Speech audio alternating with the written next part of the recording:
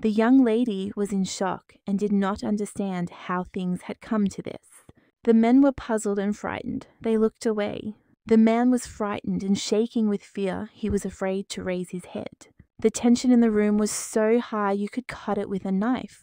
The emperor did not wave his sword. The man shook with fear and asked His Majesty to give him one last chance. The hall was filled with blood and screams. The young lady closed her eyes in fear. The emperor looked at everyone present with fury. He was simply beside himself with anger. The man looked at the emperor in shock. He didn't know what to expect from him. The emperor came up next. He was very angry and could not control himself. The emperor's sword froze near the man's head, and he in turn froze in fear as he knew what the emperor was capable of. The young men looked intently at the young lady. They wanted her to save them. She was in shock. She didn't understand why they were all looking at her. The young lady also didn't want to die. The emperor came closer to the man and his sword scratched his throat. The young lady was scared and didn't know what to do. She understood that soon the emperor would take another life. A moment later, she approached the emperor, thereby blocking his path. The young lady hugged the emperor tenderly and asked him to calm down.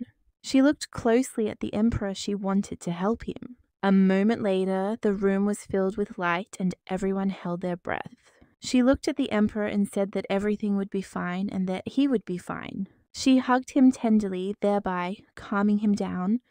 She saw that he was already coming to his senses. Everyone looked at the emperor in surprise, and intently they were afraid of his further actions. The young lady knew what she had to do to live another day. At first, Ronaldina couldn't believe how she could end up inside the novella. Later, she became the emperor's secretary. The young lady didn't know that he was actually a tyrant. Ronaldina didn't think that she would have to sacrifice herself. She didn't expect to be pulling him out of his murderous stupor. She wanted to quit that job. Ronaldina, she had previously dreamed of becoming a highly paid secretary, but now she just wanted to leave. She looked at the man and asked him to escort His Majesty to his chambers.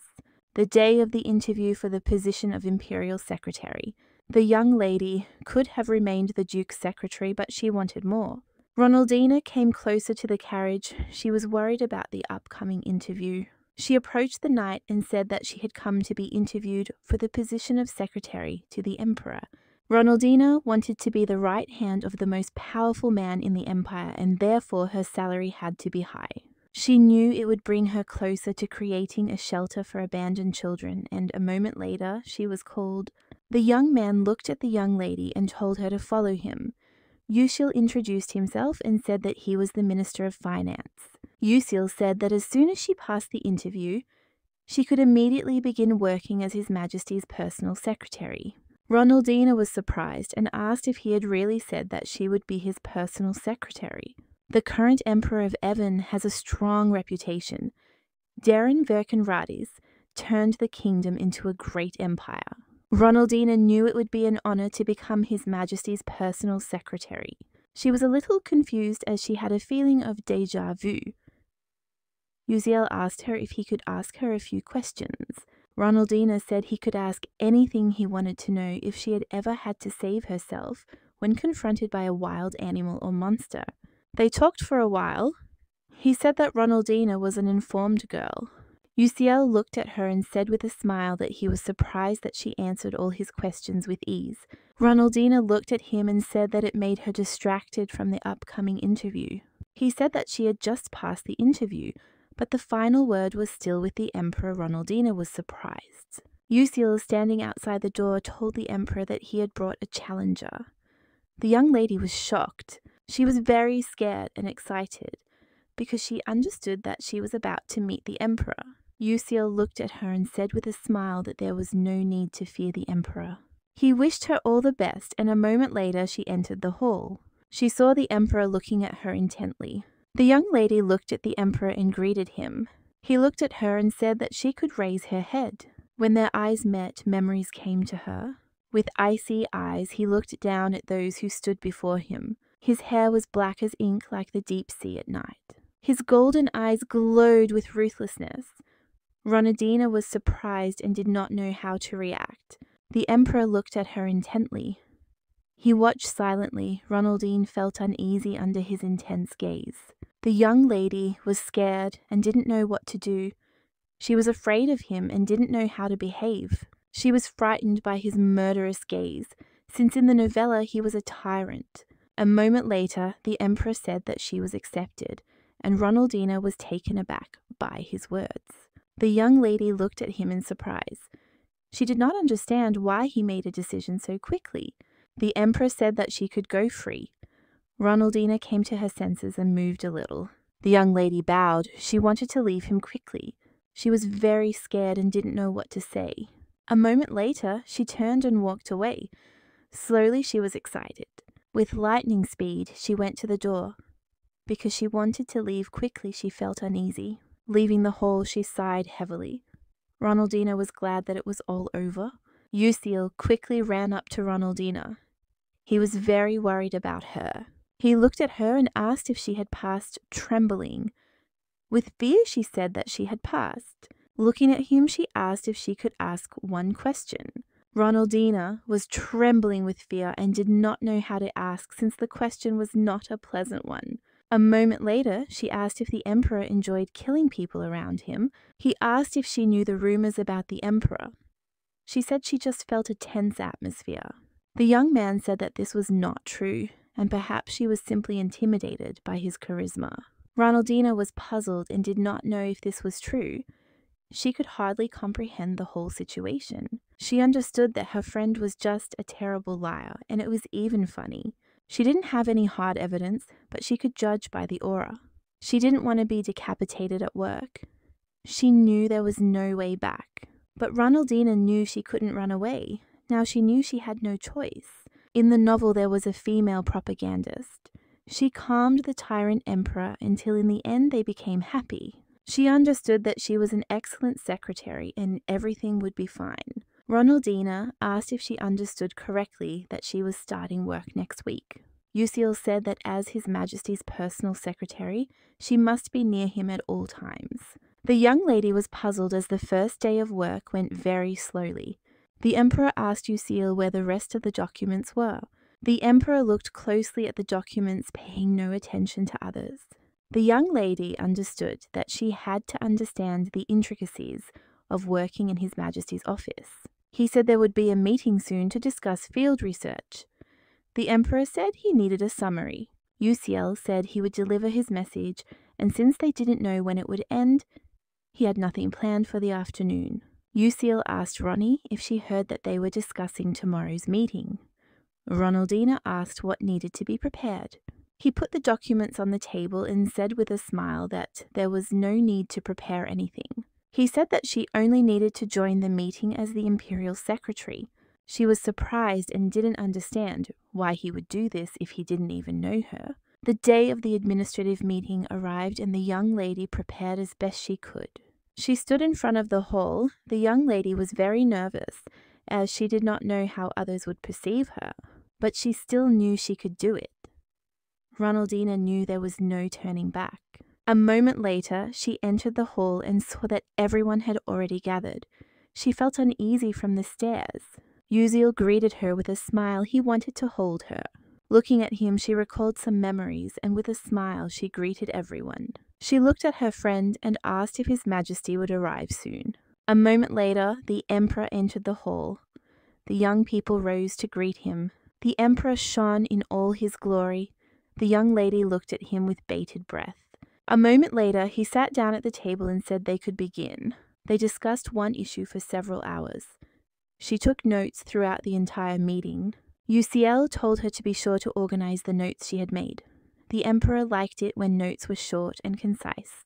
The young lady said, puzzled, that she understood everything. Ronaldina noticed the oppressive atmosphere. She shuddered as she heard that a quarrel was brewing. The man looked closely at the young lady and asked who made the decision to hire a commoner. She knew she had to remain silent because they were in a meeting. The men were arguing because they didn't want to be in the same room with her. Uciel told the man that he was behaving inappropriately. The Emperor angrily asked if they weren't in a meeting right now. He asked the man how he dared say such a thing in his presence. The cameraman asked Ronaldinho which bill they had put on hold because they had not reached a consensus. She asked if he was referring to the Ritai estate's water supply system, and the emperor asked her opinion on the matter. She said that the empire's canals relied heavily on the Ravuda River, which flowed through the center of the empire, and that the soil there was soft, making construction difficult. Ronaldina said they were having problems with the water supply from the river, and the area had only recently been built on. The man looked at the emperor and asked what Emir's secretary could possibly know about this topic. The emperor told her to continue. She said that instead of relying on the river, they should use water flowing from the nearby mountains. They could solve this problem. They built a ground-based water filtration station. She said neighboring countries have successfully implemented similar filtration systems. The emperor looked at them and asked who had a better idea than his secretary's proposal. He said that she had found a solution to what they had been struggling with for a long time. This shows her competence.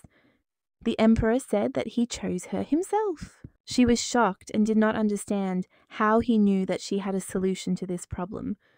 Ronaldina felt unsettled. After that, the meeting moved very quickly, and she began to look at the ruler in a more positive light. She came closer to them and said that he needed to think about this issue. The emperor told her to put the papers on the table. The young lady slowly placed all the papers on the emperor's desk. She looked at Darren and asked if she should order the servants to prepare food for him. The emperor said that he was not hungry. She looked at him intently, and he seemed completely different to her from the one in the novel.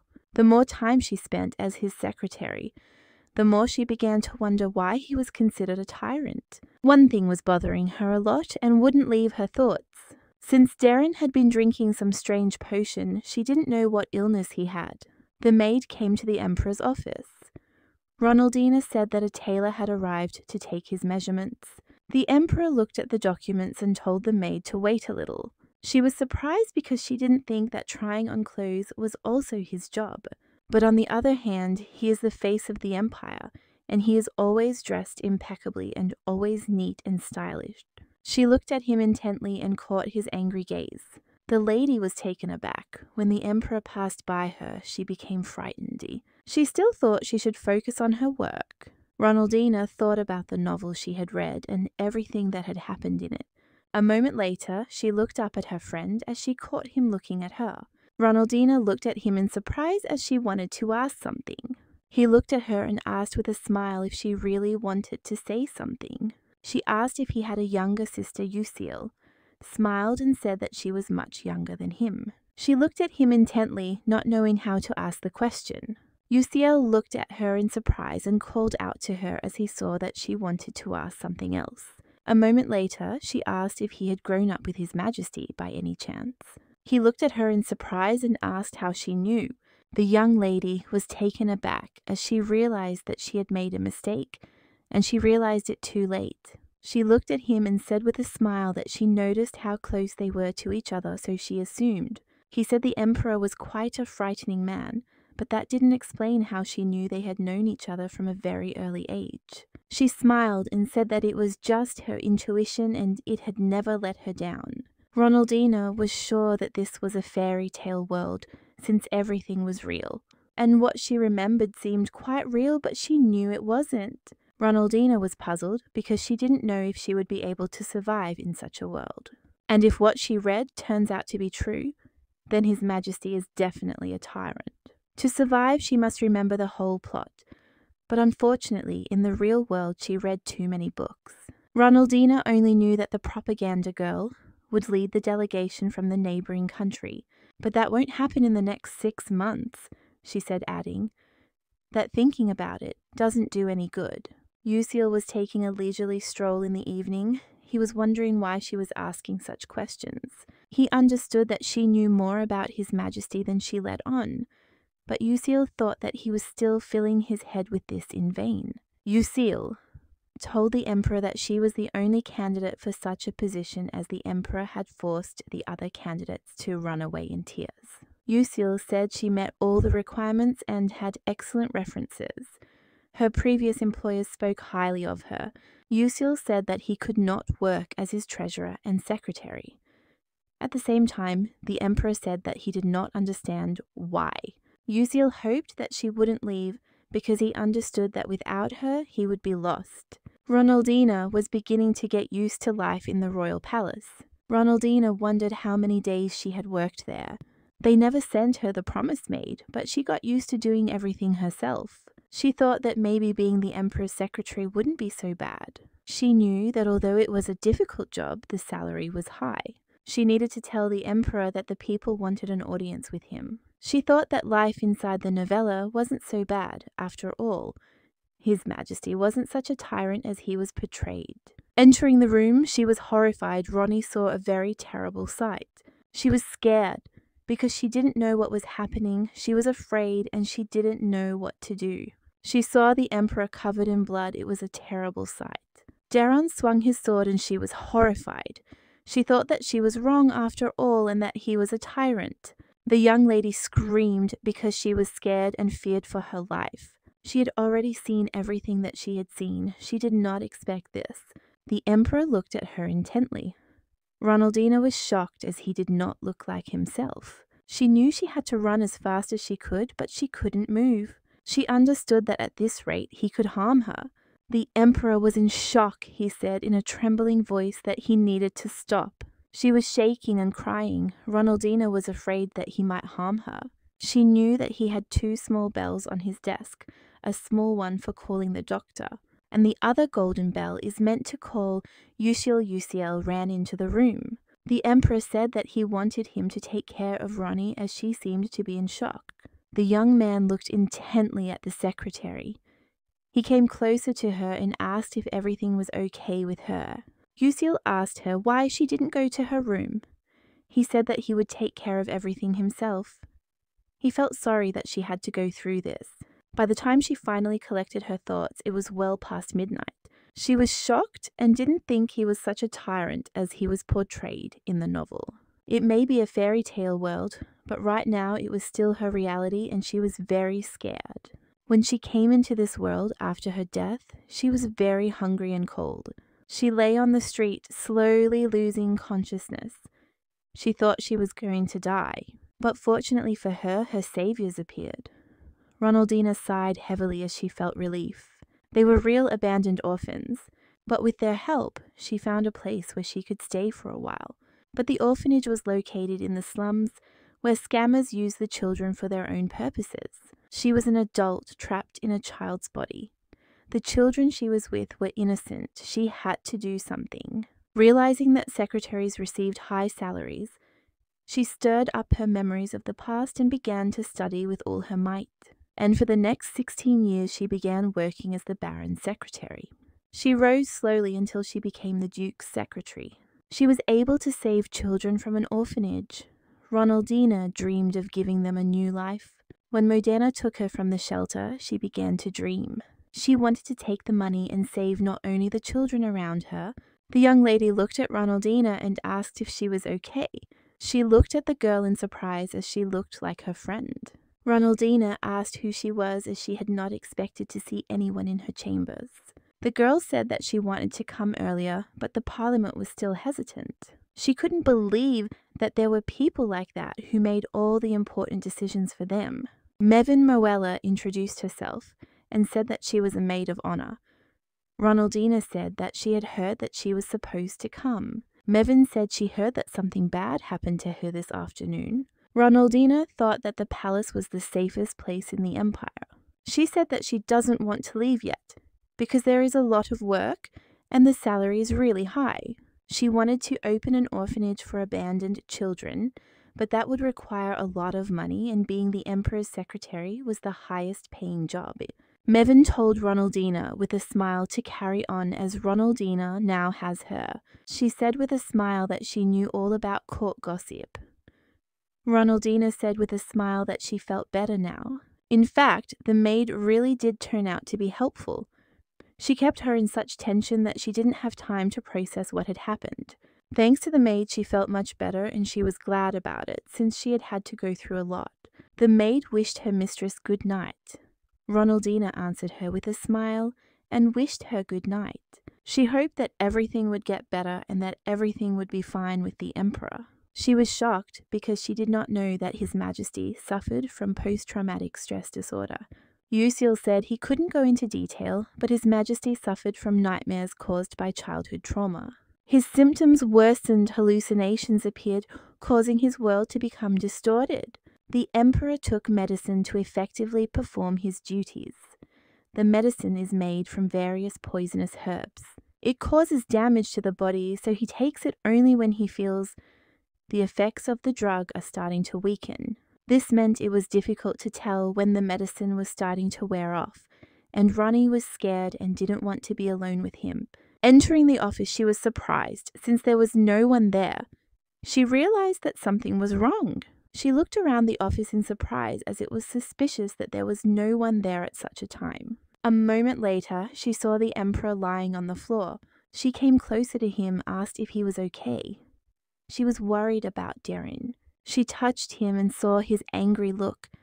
She was in shock. She did not understand what she had gotten herself into. Slowly, she moved away from him, but a moment later, he grabbed her. Ronaldina was in shock and screaming. He looked at her intently and said in a trembling voice that it was not because of him. She was shocked because she realized that he was at it again. Ronaldina wanted to help him. Regret that she didn't have enough time to shower her son with love. The storyline surfaced in her memories. Her pale hand fell, leaving a bloody imprint on her son's cheek. Ronaldina froze and looked at the emperor. She wanted to save him from suffering. She touched his face tenderly. Darren didn't react in any way. Tears were streaming from his eyes, and he called for his mother with a trembling voice. A moment later, the emperor fell on Ronaldina. She was in shock and called him because she was having a hard time, and she didn't know what to do with him. A moment later, they fell to the ground with a crash. Yusil burst into the office and apologized for being late. He was shocked by what he saw. Yusil could not utter a word. Ronaldina looked at him and asked him angrily why he was always late. She said he was just awful. After the emperor went to bed, she sorted out the documents.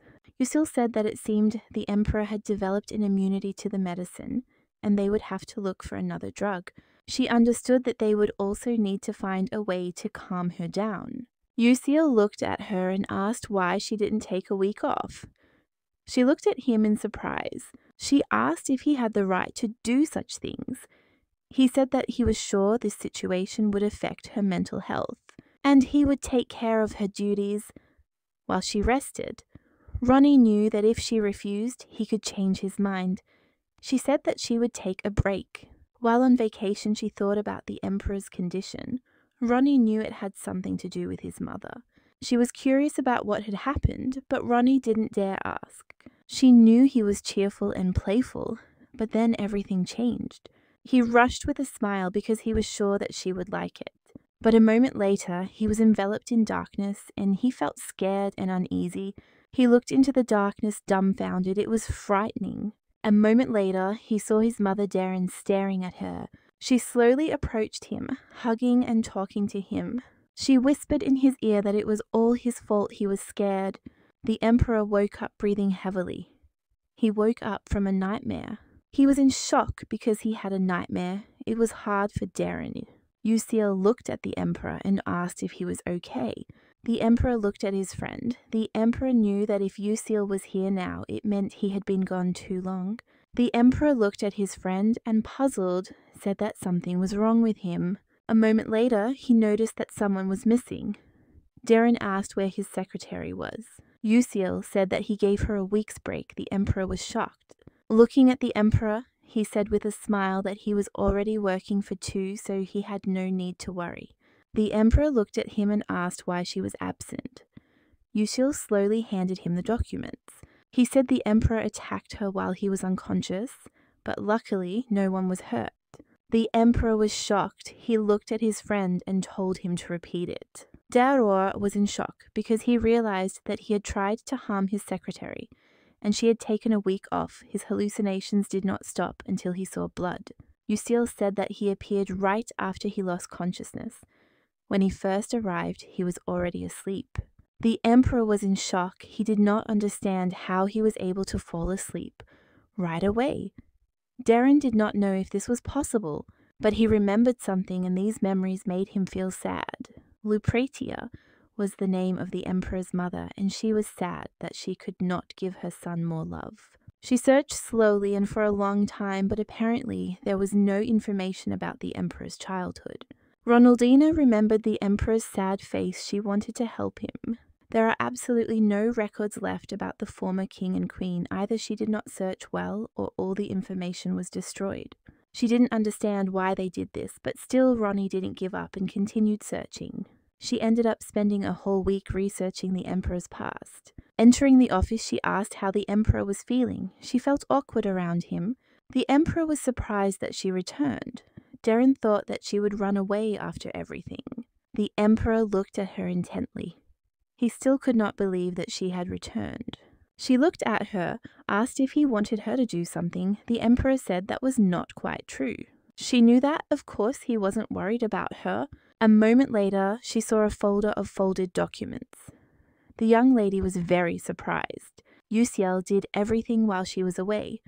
Ronnie was glad about it. So they decided the question of the estate. The audience went well, and in the end, the delegation from Poyon comes. Uciel called Ronnie.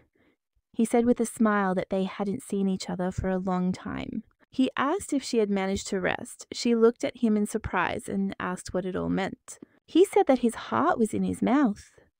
Now Ronnie asked if they really had to accept the delegation. He said that it was not a lie. Yes, but they were sending a delegation to discuss trade with their empire. Ronnie asked when they would arrive. He said they still needed to discuss the details, but they should arrive in 3 months.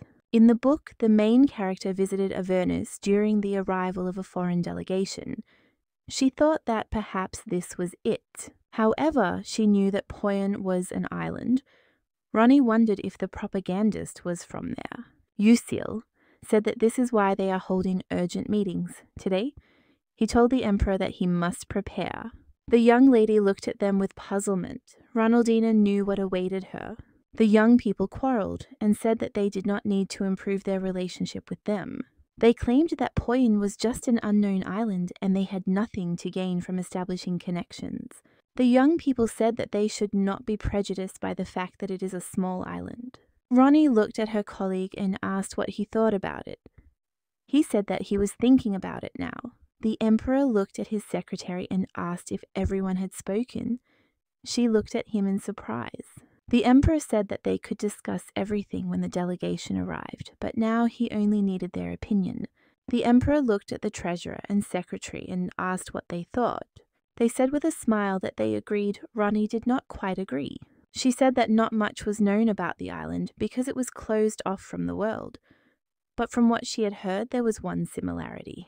Rare plants and herbs grow on the island that are not found on the mainland. The island used the herbs to develop its non-medical industry.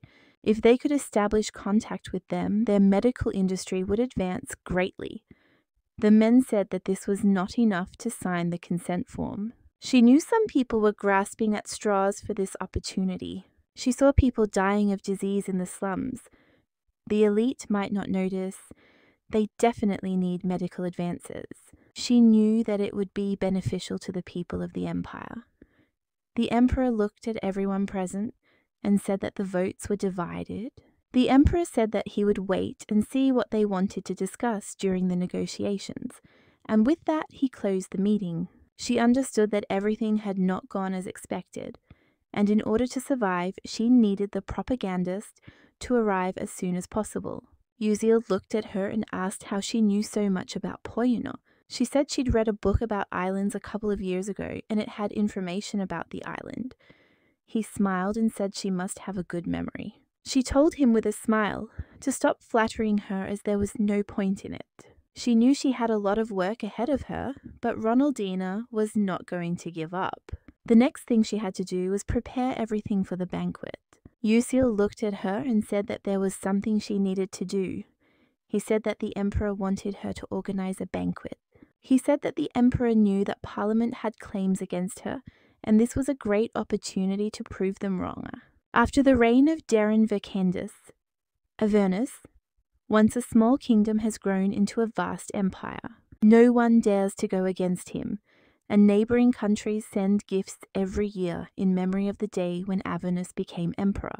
And to celebrate this event, the empire held an annual banquet, the emperor adhering to simplicity and modesty. Ronnie knew that the propagandist would arrive right after the banquet. Ronnie didn't know what to do when she arrived. She found out that the banquet was just around the corner, but she wasn't mentally prepared for it. She wondered if everything would be okay, as she was very worried about everything. She knew it was too late to back out. Ronaldina knew she had to do everything in the best possible way. She knew she had a lot of work to do at the moment. Uziel saw her and greeted her. Ronnie smiled and said she'd been looking for him. Uziel said he'd like to help her. He also apologized for dumping everything on her. She said that there was nothing to worry about, since she had the best architects of the empire at her disposal, and she is sure that managing finances is a much more difficult task. He looked at her and smiled. She looked at him and asked why he believed she was suitable to organize the banquet. He said the Duke had great respect for her and that thanks to her notes, he could imagine what the banquet would look like. He said he couldn't wait to see it. When it was ready, he smiled and said goodbye to her. She was very happy about such a nice conversation. Ronnie calmed down a little. She knew she had a lot to do, and yet she was determined to achieve a good result. Entering the room, she saw the maid. Mevin smiled and greeted the young lady. She smiled and said that they needed to get her dress ready for the ball.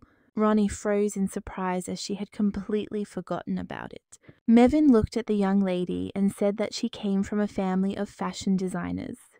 Ronnie was surrounded by a crowd of maids. She said their family has been in the design business and owning stores for centuries.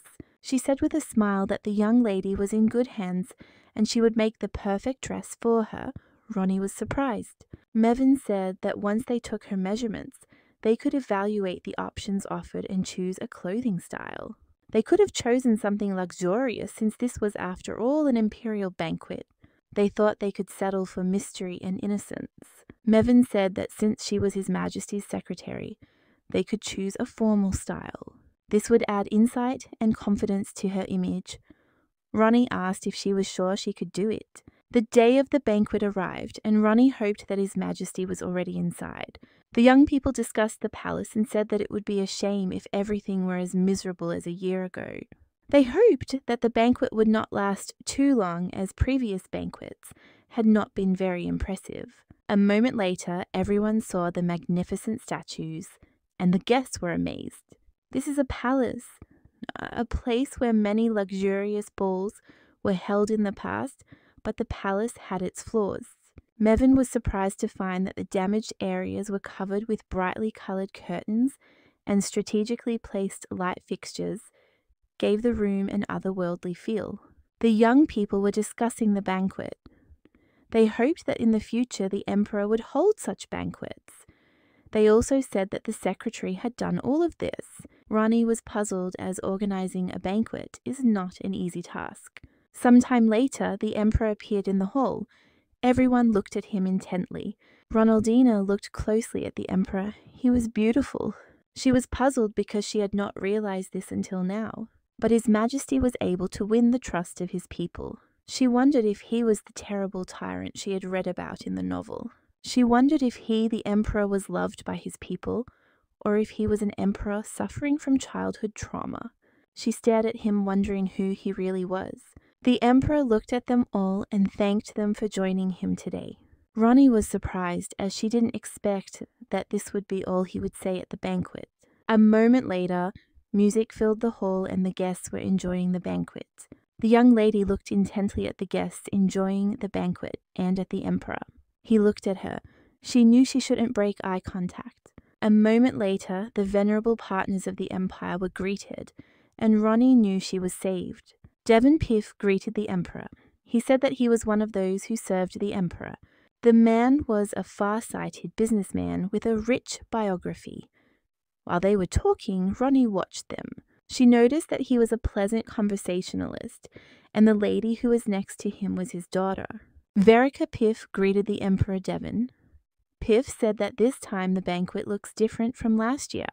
He said that everyone was charmed as soon as they crossed the threshold. For some time he said many more things. He wanted to introduce his daughter. Ronnie stared at them as the young lady's name seemed very familiar to her. The man looked at her angrily and said that she needed to know her place. Ronaldina was shocked by the man's behavior. He looked at the emperor and asked what a commoner was doing here. The young lady froze in bewilderment, feeling uneasy at being asked such a question at such an event. Ronaldina looked closely at the young people. A lot of young ladies approached her because they wanted to get to know her. Naive Unadon said with a smile that she was very pleased to meet her. The ladies also greeted her with a smile and introduced themselves. She looked at them in surprise and also introduced herself. One of the young ladies said that they could drop the formalities since she was after all the banquet organizer. She didn't expect so many people to pay attention to her. She was shocked by everything as she did not expect that there would be such an atmosphere. The young lady came closer to her and said with a smile that she would be happy to send her an invitation. Yusil said that this was unfortunately impossible, as she had a lot of things to do. He said that with their permission, he would take the lady. The young people were shocked because they wanted to talk to her. A moment later, she was standing on the terrace watching the starry sky. He told her not to be surprised if people started sending her gifts. She looked at him in surprise. He said that's what they call bribes. He was sure she would do a great job, but he wanted to warn her. She said she would keep it in mind. The next day, the man looked at her and asked if she had a minute. She looked at him in surprise and wondered if he was a foreign minister. He said he was impressed by her extensive knowledge of foreign affairs and wanted to ask her for help. She thought it wouldn't hurt to do him a favor. Ronnie said she didn't know how much help she could be and he was busy with work right now. She wanted to discuss his request later. The man said that the effect of the medicine was getting shorter and shorter, and the emperor's body was becoming increasingly resistant to the drug. Yusil asked about the emperor's health. The doctor said that naturally, not very well, his body was absorbing poison. He said that preparing medicine for the emperor is only a temporary measure, not a permanent replacement. He said that at this rate, the emperor could faint at any moment. Ronnie was shocked by what she heard. She remembered the emperor saying it wasn't his fault. She couldn't do anything and knew it was none of her business, since she would soon be leaving the palace. Ronnie knew that the main character would arrive at the DVU today. They were sitting in the banquet hall and said waiting for the delegation from Poyon. She was very happy as she was soon to return to the duchy. She hoped that this would happen soon and she would finally be free. The emperor greeted the delegation. He said he was sure it had been a long journey. The delegation representatives greeted the emperor. Vahern introduced himself with a smile and said that he was the head of the delegation. The young lady was surprised that he was a man. The young lady listened to them intently, but still she was shocked as she expected a different turn of events. She expected to see the main character, but unfortunately she did not see her. Rani wondered if the main character was the head of the delegation. Avernus was a vast country. She was sure many countries would want to send a delegation to them. The emperor looked at them and asked if it was true that they knew about plants. A moment later, he turned his gaze to the secretary. She looked at him in surprise. Ronnie asked the emperor if he needed anything. The emperor said he didn't need anything. The head of the delegation was presented with the trade agreements they had reached. He smiled and thanked them for the document. The emperor ordered the delegation to be escorted to Rodovan Palace. The young lady was surprised as everything ended quickly. The head of the delegation thanked the emperor for the audience and said that they looked forward to the opportunity to work. The emperor and his secretary slowly returned to the cabin. The young lady walked along lost in her thoughts. She was a little surprised when the emperor stopped. She looked at him in surprise and asked if he was all right. She was shocked because she realized that the meeting had lasted longer than it should have. One small rumor can spread very quickly, especially if it concerns the emperor. If they were seen now, everyone would learn the emperor's secrets. She looked at him and asked if she could help him, but she heard nothing in response. She heard some noise. The young lady wanted to help him, but he rejected her help. At the same time, he threw her hand away. The emperor glanced at her sideways. He didn't want to harm her. As he walked up the stairs, he said he was fine and she didn't need to touch him. She wanted to help him and did not try to touch him intentionally at all. A moment later, she heard someone speaking to her. She looked at the young men and asked if their guest was being given a tour. The young people said with a smile that they were heading to the palace. She smiled and said she understood everything. She hoped they would have a good time in Avernus. The head of the delegation smiled back at her. The emperor sat in his office and looked at the documents with puzzlement. He looked at Ronnie and told her to leave the papers on the table. Ronnie asked for a few minutes because she hadn't finished with the paperwork yet. She looked closely at the documents and sorted them out. A moment later, she heard a crash. The young lady froze in place. She saw the emperor fall to the ground. She ran up to him like lightning, shocked and screaming at the emperor. The emperor told her to call Rigote. She knew she had to run away now, but she had mixed feelings. She stared at the emperor. He looked very ill. The emperor pierced her with a cold gaze. Ronnie was puzzled because she didn't know what to do. A moment later, the emperor grabbed her hands. She was dumbfounded. A moment later, they fell to the ground. The young lady was in shock and begged the emperor to calm down. She told him that everything was fine and everything would be fine. The emperor hugged her. The young lady was in shock and screamed at him to wait. She understood that he was not himself and could not hear her. She was in shock as their lips now touched. She was shocked and also very embarrassed. My lady begged the emperor to let her go. She wanted to push him away, but she couldn't. She said she needed to get up. The doctor looked at the young lady and said that he heard that she was looking for him. He said he had helped the emperor yesterday after he had fallen and lost consciousness. She thanked him. Ronnie said she was here to see if he could find another way to cure the emperor, as his condition was only getting worse.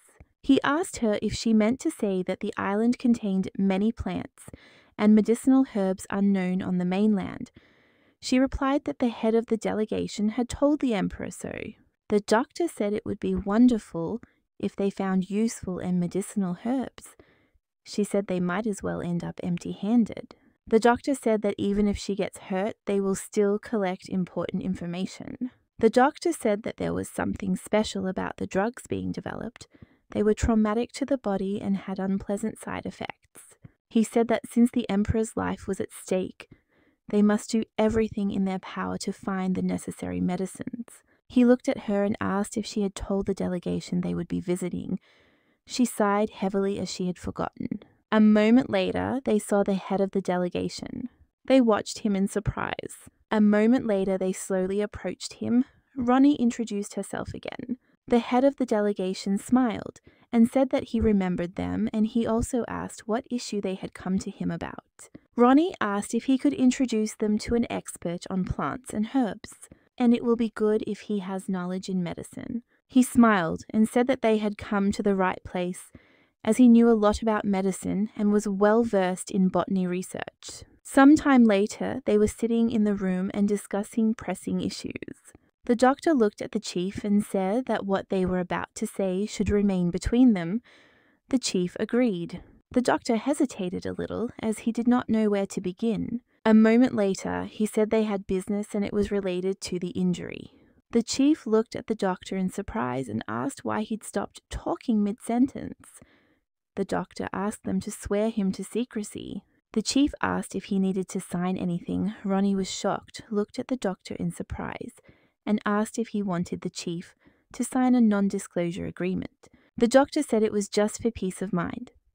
He said the nightmares continue and the hallucinations persist, even after waking up. This reveals a tendency towards violence, and it causes pain not only to this person, but also to those around him. They waged war for years to become the empire they are today. At first, he thought the trauma was related to those events. But upon further detailed analysis, it became clear that the injury had been inflicted much earlier. Currently, the patient lives in a country house. The doctor said they couldn't contain him any longer and they needed to find another cure. The head of the delegation said that there was no remedy that could eradicate a problem of this kind. Ronnie was shocked. She'd hoped he'd help them, but he said he knew such injuries were needed and that he could prepare a medicine that could help. The doctor was shocked. He looked at the head and asked if he was serious. The head of the association apologized and said that was all he could do. The doctor, smiling, said that was more than enough. He gave them his all and changed the focus of their investigation. Ronnie sighed heavily. She felt relieved. The leader said he'd gather the herbs they needed tomorrow so they could come tomorrow. Ronnie looked at the doctor and asked where the country house came from. He said his father was looking after the emperor. She was surprised and wondered if he had really sacrificed his own father for the emperor. She wondered what kind of man he was. She wondered if that made him a loyal servant or an immoral man. A moment later, she heard someone calling her. The head of the delegation slowly approached her. He said he'd brought the herbs they talked about yesterday. The young lady shoved them in and I thanked him. She hoped he hadn't heard what she'd said. He said the plant was called renpom. It was a very effective plant. Although rare, it wasn't poisonous. He said it should be brewed like tea. Ronnie thanked him, glad the plant wasn't poisonous. She looked at him and said with a smile that if he needed anything specific to his height, he should let her know. She would certainly help him. Sir Vahern smiled and said that so far nothing of the sort. Ronnie knew that if this helped the emperor, he would be her savior. She said that with his permission, she would deviate. Sir Vahern watched her go with a smile. Mevin smiled and asked if this was a new tea. Ronnie said she thought she'd try it. Mevin looked at her mistress and said she had the day off tomorrow. She asked what her plans were for the day. Ronnie replied that she planned to study tomorrow. She looked at her maid in surprise and asked why she was asking. Mevin said she'd like to have a tea ceremony tomorrow. She asked if Ronnie would like to come. Ronnie smiled and said that would be nice. She said they were just going to have dessert. Ronnie smiled and said she'd definitely come. Mevin smiled and said she couldn't wait. Ronnie was surprised and didn't understand why the young lady was so eager to see her boss on her day off. She didn't. Why did she agree? But it was a tea party that she shouldn't have gone to. Arriving at the gate, she apologized for being late, as she was sure that the others had already arrived. She was surprised. Such declarations were beautiful.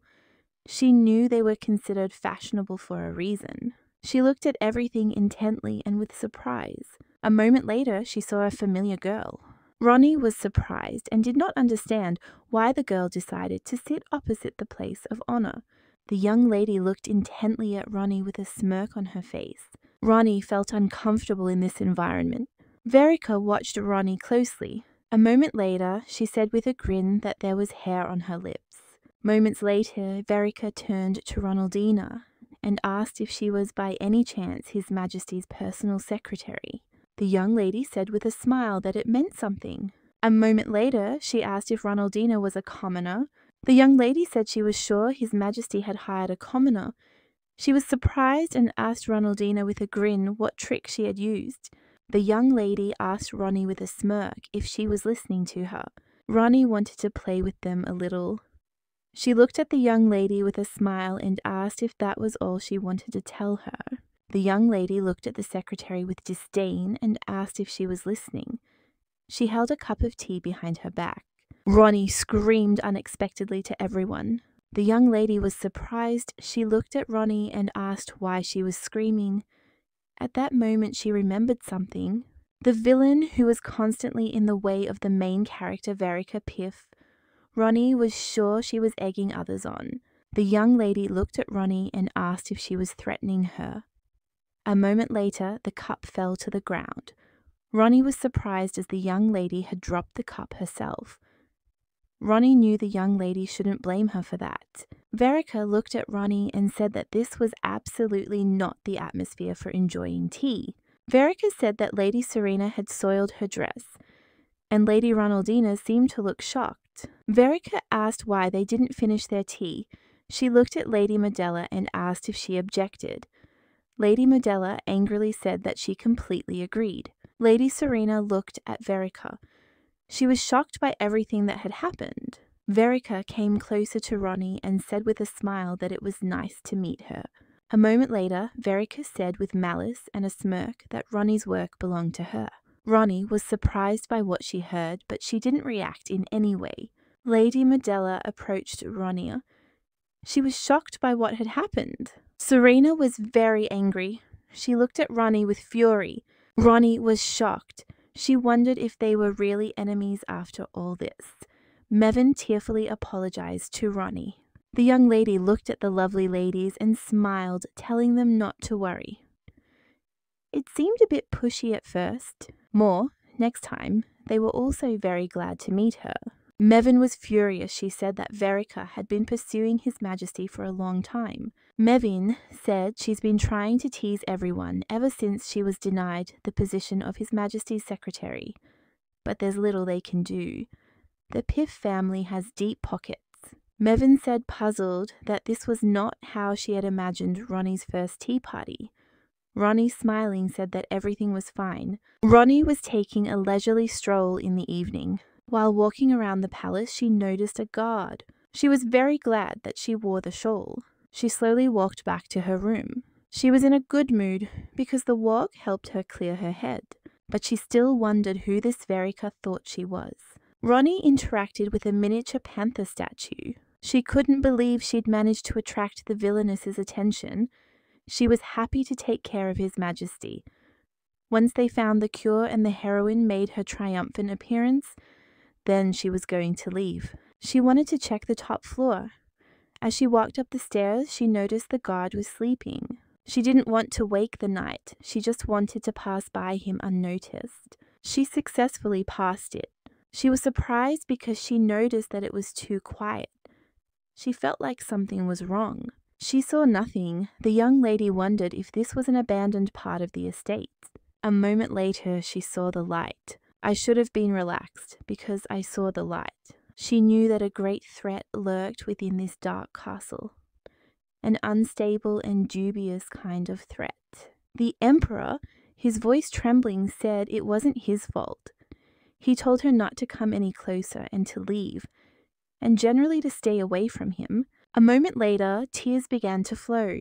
The Emperor screamed. He begged his mother not to die. He didn't want her to leave him. The young lady was shocked because she did not expect to see this. She didn't try to compare herself to him as a child. She was sure other people would have felt sorry for him too. It's human nature to want to help those in need. She came closer to him and said that everything was okay. She touched him tenderly. She was next to him and wanted to help him. She saw that sweat was pouring down his face. A moment later, he came closer to her. She was shocked and asked him to wait. She was in shock and didn't understand why he was so close to her. His heart was beating so hard she couldn't push him away. He hugged her tightly. She was shocked, having forgotten that her shirt was see-through. She asked him to wait.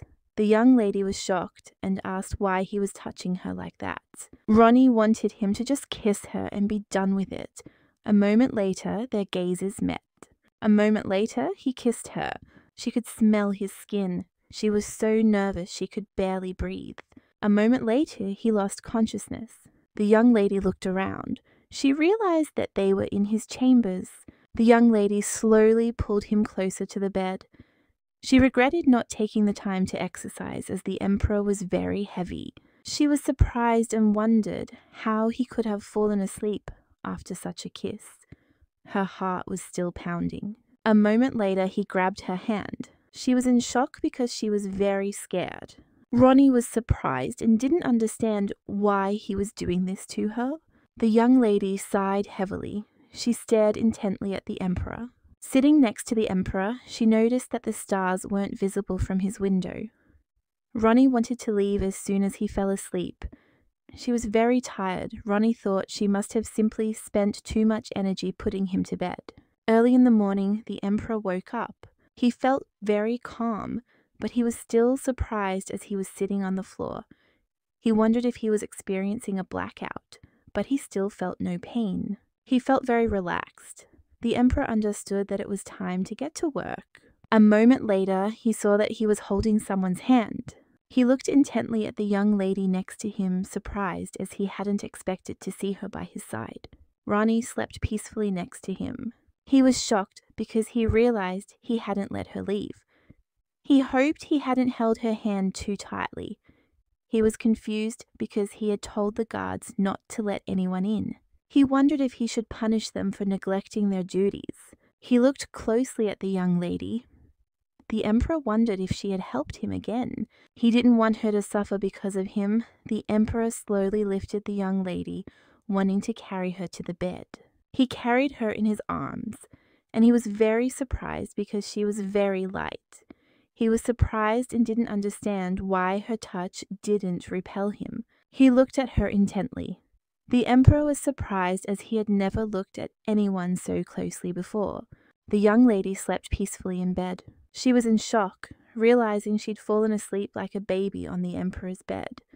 She was in shock and didn't know how she could look him in the face after that. Entering the office, she greeted everyone. Yushil greeted her with a smile.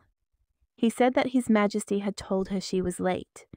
She timidly apologized for her tardiness. She knew she was so late because of one person, but she still couldn't say anything. She had no choice but to apologize for being late. She knew he was to blame for everything. The emperor looked at her and asked if she had slept well. She looked at him timidly, not knowing what to answer. He smiled and told her not to worry. She looked at him in surprise. Yusil looked at the emperor and said that he seemed to be in good spirits. Today he said he hadn't seen him so rested in a long time. Yusil looked at the emperor and asked if the doctor had developed a cure. The emperor said he hadn't taken the medicine. The nightmare had simply ended halfway through. The emperor smiled and said that he most likely fell asleep after that. She looked at him intently, not thinking he remembered their kiss. She wondered if that kiss had helped him get rid of the nightmare.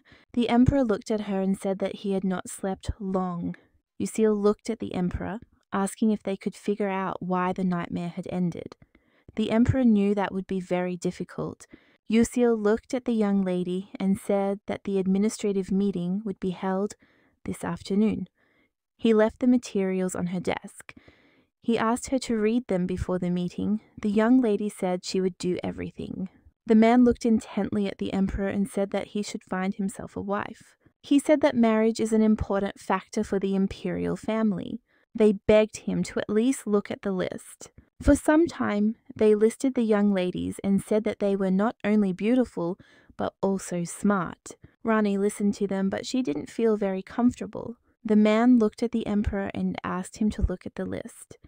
He said he believed the candidate had all the qualities necessary to become empress. He said he was recommending the princess. The emperor, puzzled, said he had had enough. She heard the man start talking about Princess Celsia Trumi. Because she knew she was the main character, they looked at the emperor and said it was his duty. The emperor sternly told them to leave quickly. Yushil jumped up from his chair and told everyone to leave immediately. He told them to call a doctor. In an instant, everyone left the hall one by one. She understood that she also had to hurry. Yusil shouted at her to be careful as the emperor was behind her. The young lady froze. Yusil shouted for her to turn around. The young lady turned and saw the emperor. With lightning speed, she hugged him. Ronnie gently told him that everything would be okay. She tried to calm him down. She repeated several times that everything would be okay. She prayed it would work. The emperor was breathing heavily. He wanted to say something to her, but he didn't get it. Everyone was shocked, frozen in bewilderment.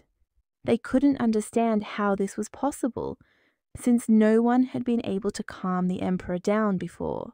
Yusil looked at the young lady in surprise and said that this was the 4th time she had managed to calm the emperor. He couldn't understand how that was possible. She looked at him timidly, unsure of what to say. He said he wouldn't ask her to go into detail. He didn't know if it could be called skill, though. But since she'd succeeded for the 4th time, it certainly meant something.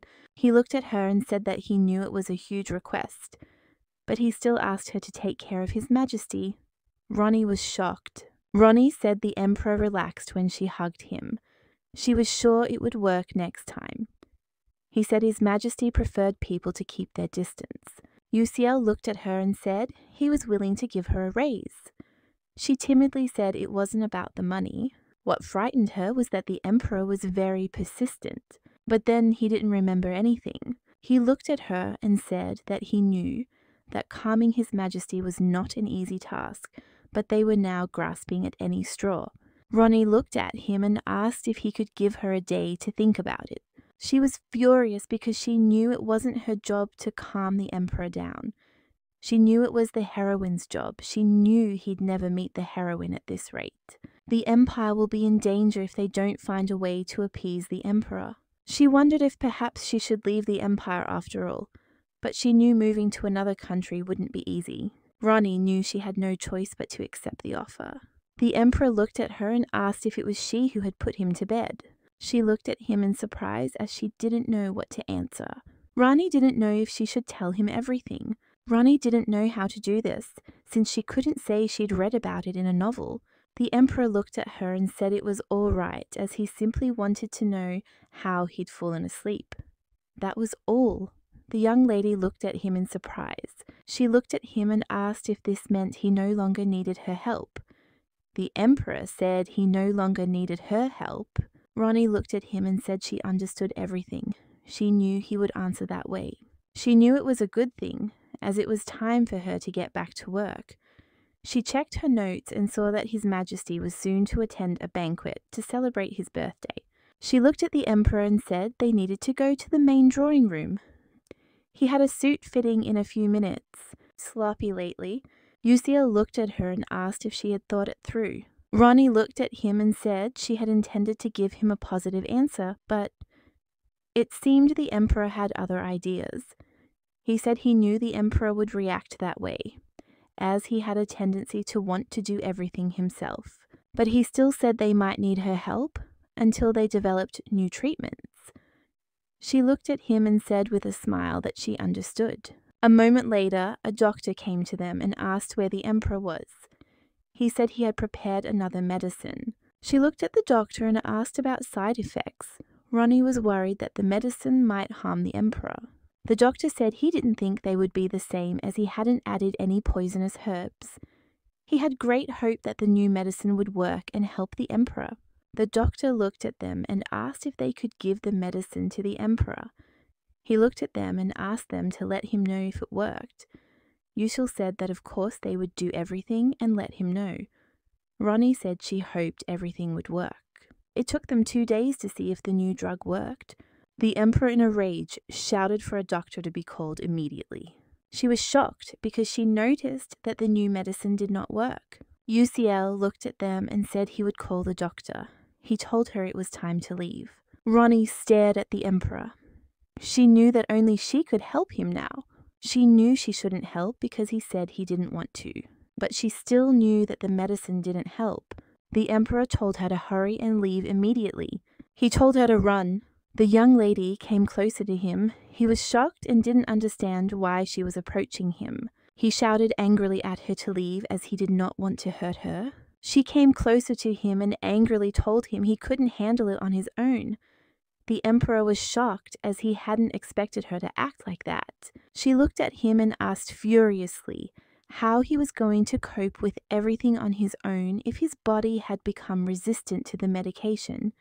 She said he knew she could help him. She asked him how he could reject her if he knew that she was capable of helping him. Ronaldina shouted angrily that he was an idiot. Ronaldina didn't understand why he was so stubborn. Ronaldina did it all for both of them. With lightning speed, she hugged him. Ronaldina knew he had to kiss her before he went into a stupor. It's not that she didn't want it. She was shocked, having just realized she'd called him an idiot. She didn't know what to do now since she'd insulted the emperor. She didn't know if she should apologize to him. She hoped he'd simply lost his head. The emperor sighed heavily and said he now understood how she perceived him. She sighed heavily and said that she had meant something completely different. She said that she simply wanted to tell him that they were very worried about him. She said in a trembling voice that she had not meant what she had said. A moment later, she stepped away from him and apologized for her rudeness. She said she would leave immediately. She slowly turned around and wanted to leave. She was shocked because she realized that she had forgotten to give the emperor the medicinal tea. A moment later, she came closer to him and said she had made him some tea with the extract. She said it would help with his headache. He looked at her in surprise and asked if she had really made him tea. She said that the doctor checked all the ingredients and the tea should be effective. She said that with his permission, she would leave him. The emperor looked after her intently and laughed. Yusil brought tea to the emperor. The young man said he was very glad the tea was helping ease his symptoms. The emperor looked at him and asked if she had asked the delegation about this.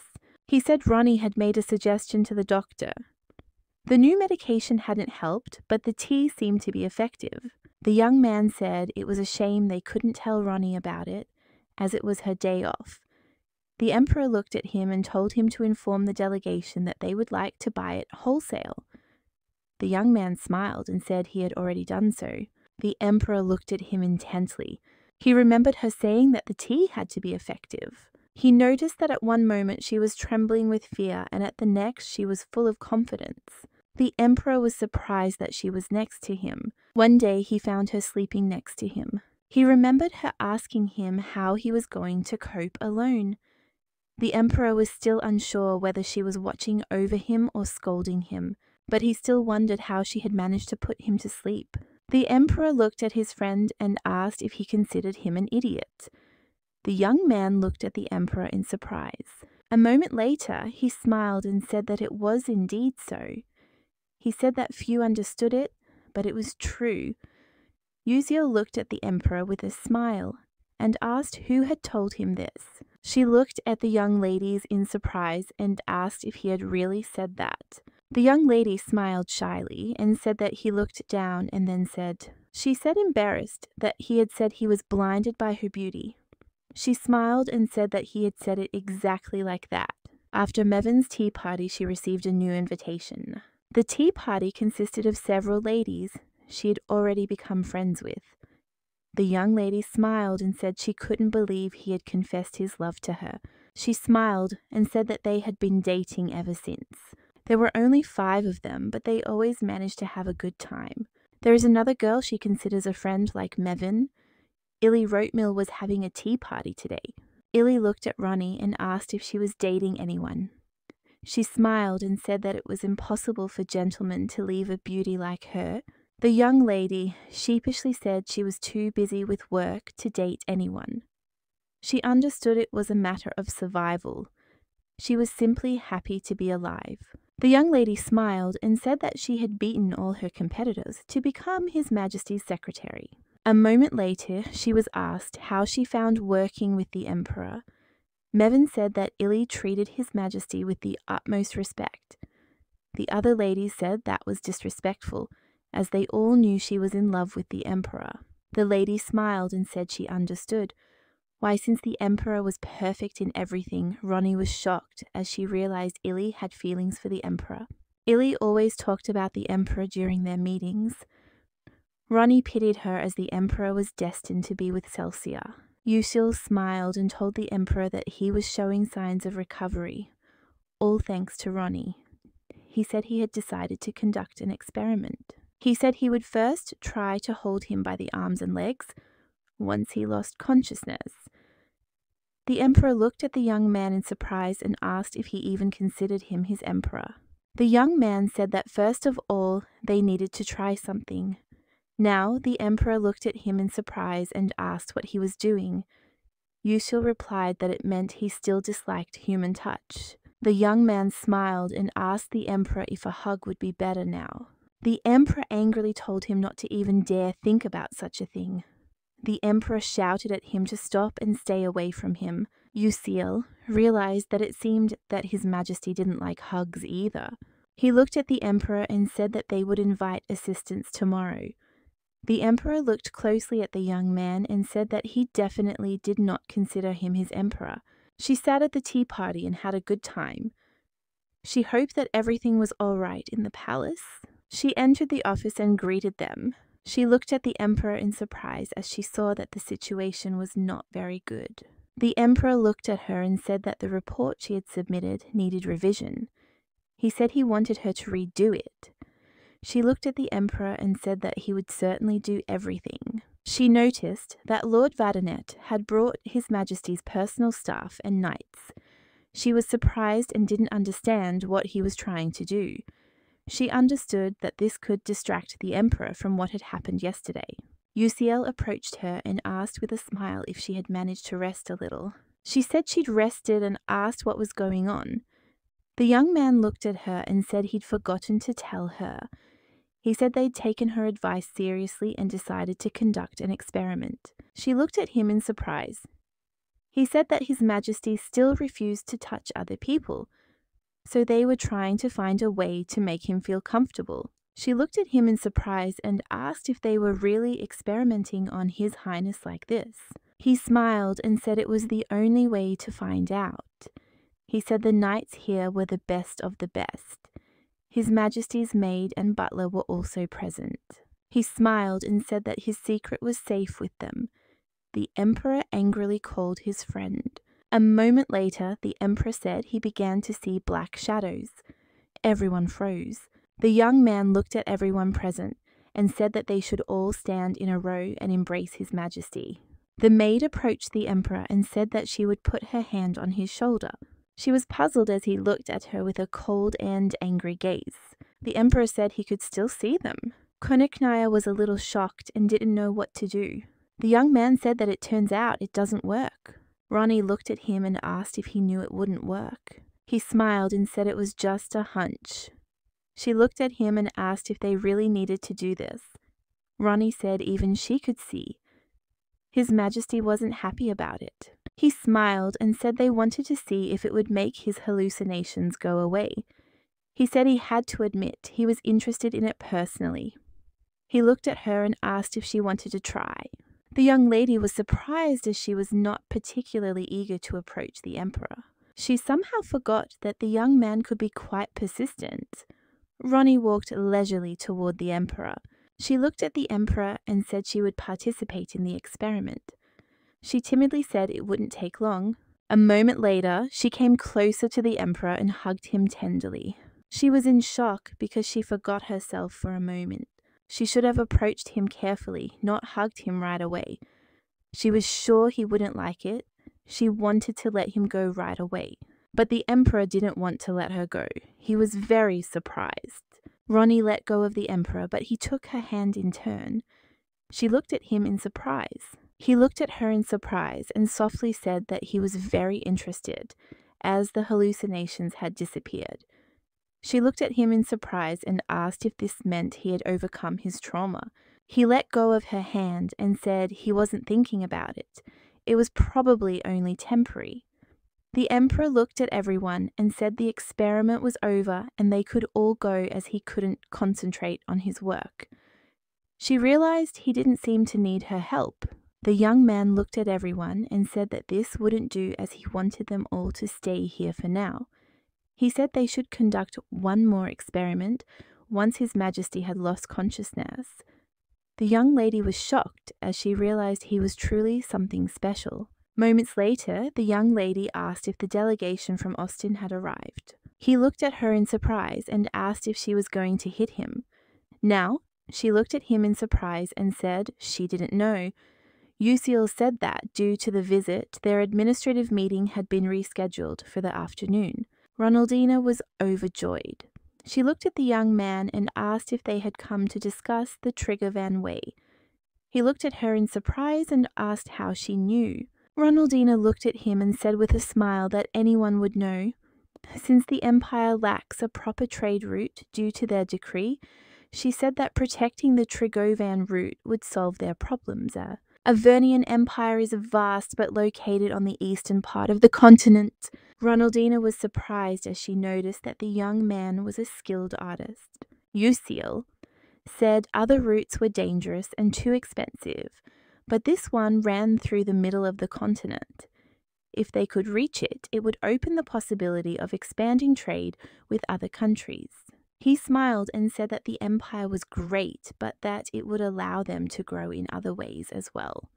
She was surprised as it took courage to say that in front of His Majesty. Ronaldina understood that this would allow the heroine to arrive safe and sound, and then the heroine would be able to heal His Majesty. He looked at her and said that she would be in a good mood today. Ronaldina smiled and said that was true. She said she knew someone from Austin. She paused, unsure if the main character could immediately cure His Majesty. She understood that they were in a novella, now meaning the protagonists would need time to get to know each other. She knew she still needed money to build the shelter of her dreams, so she had to work a little longer. But still she thought about what had happened.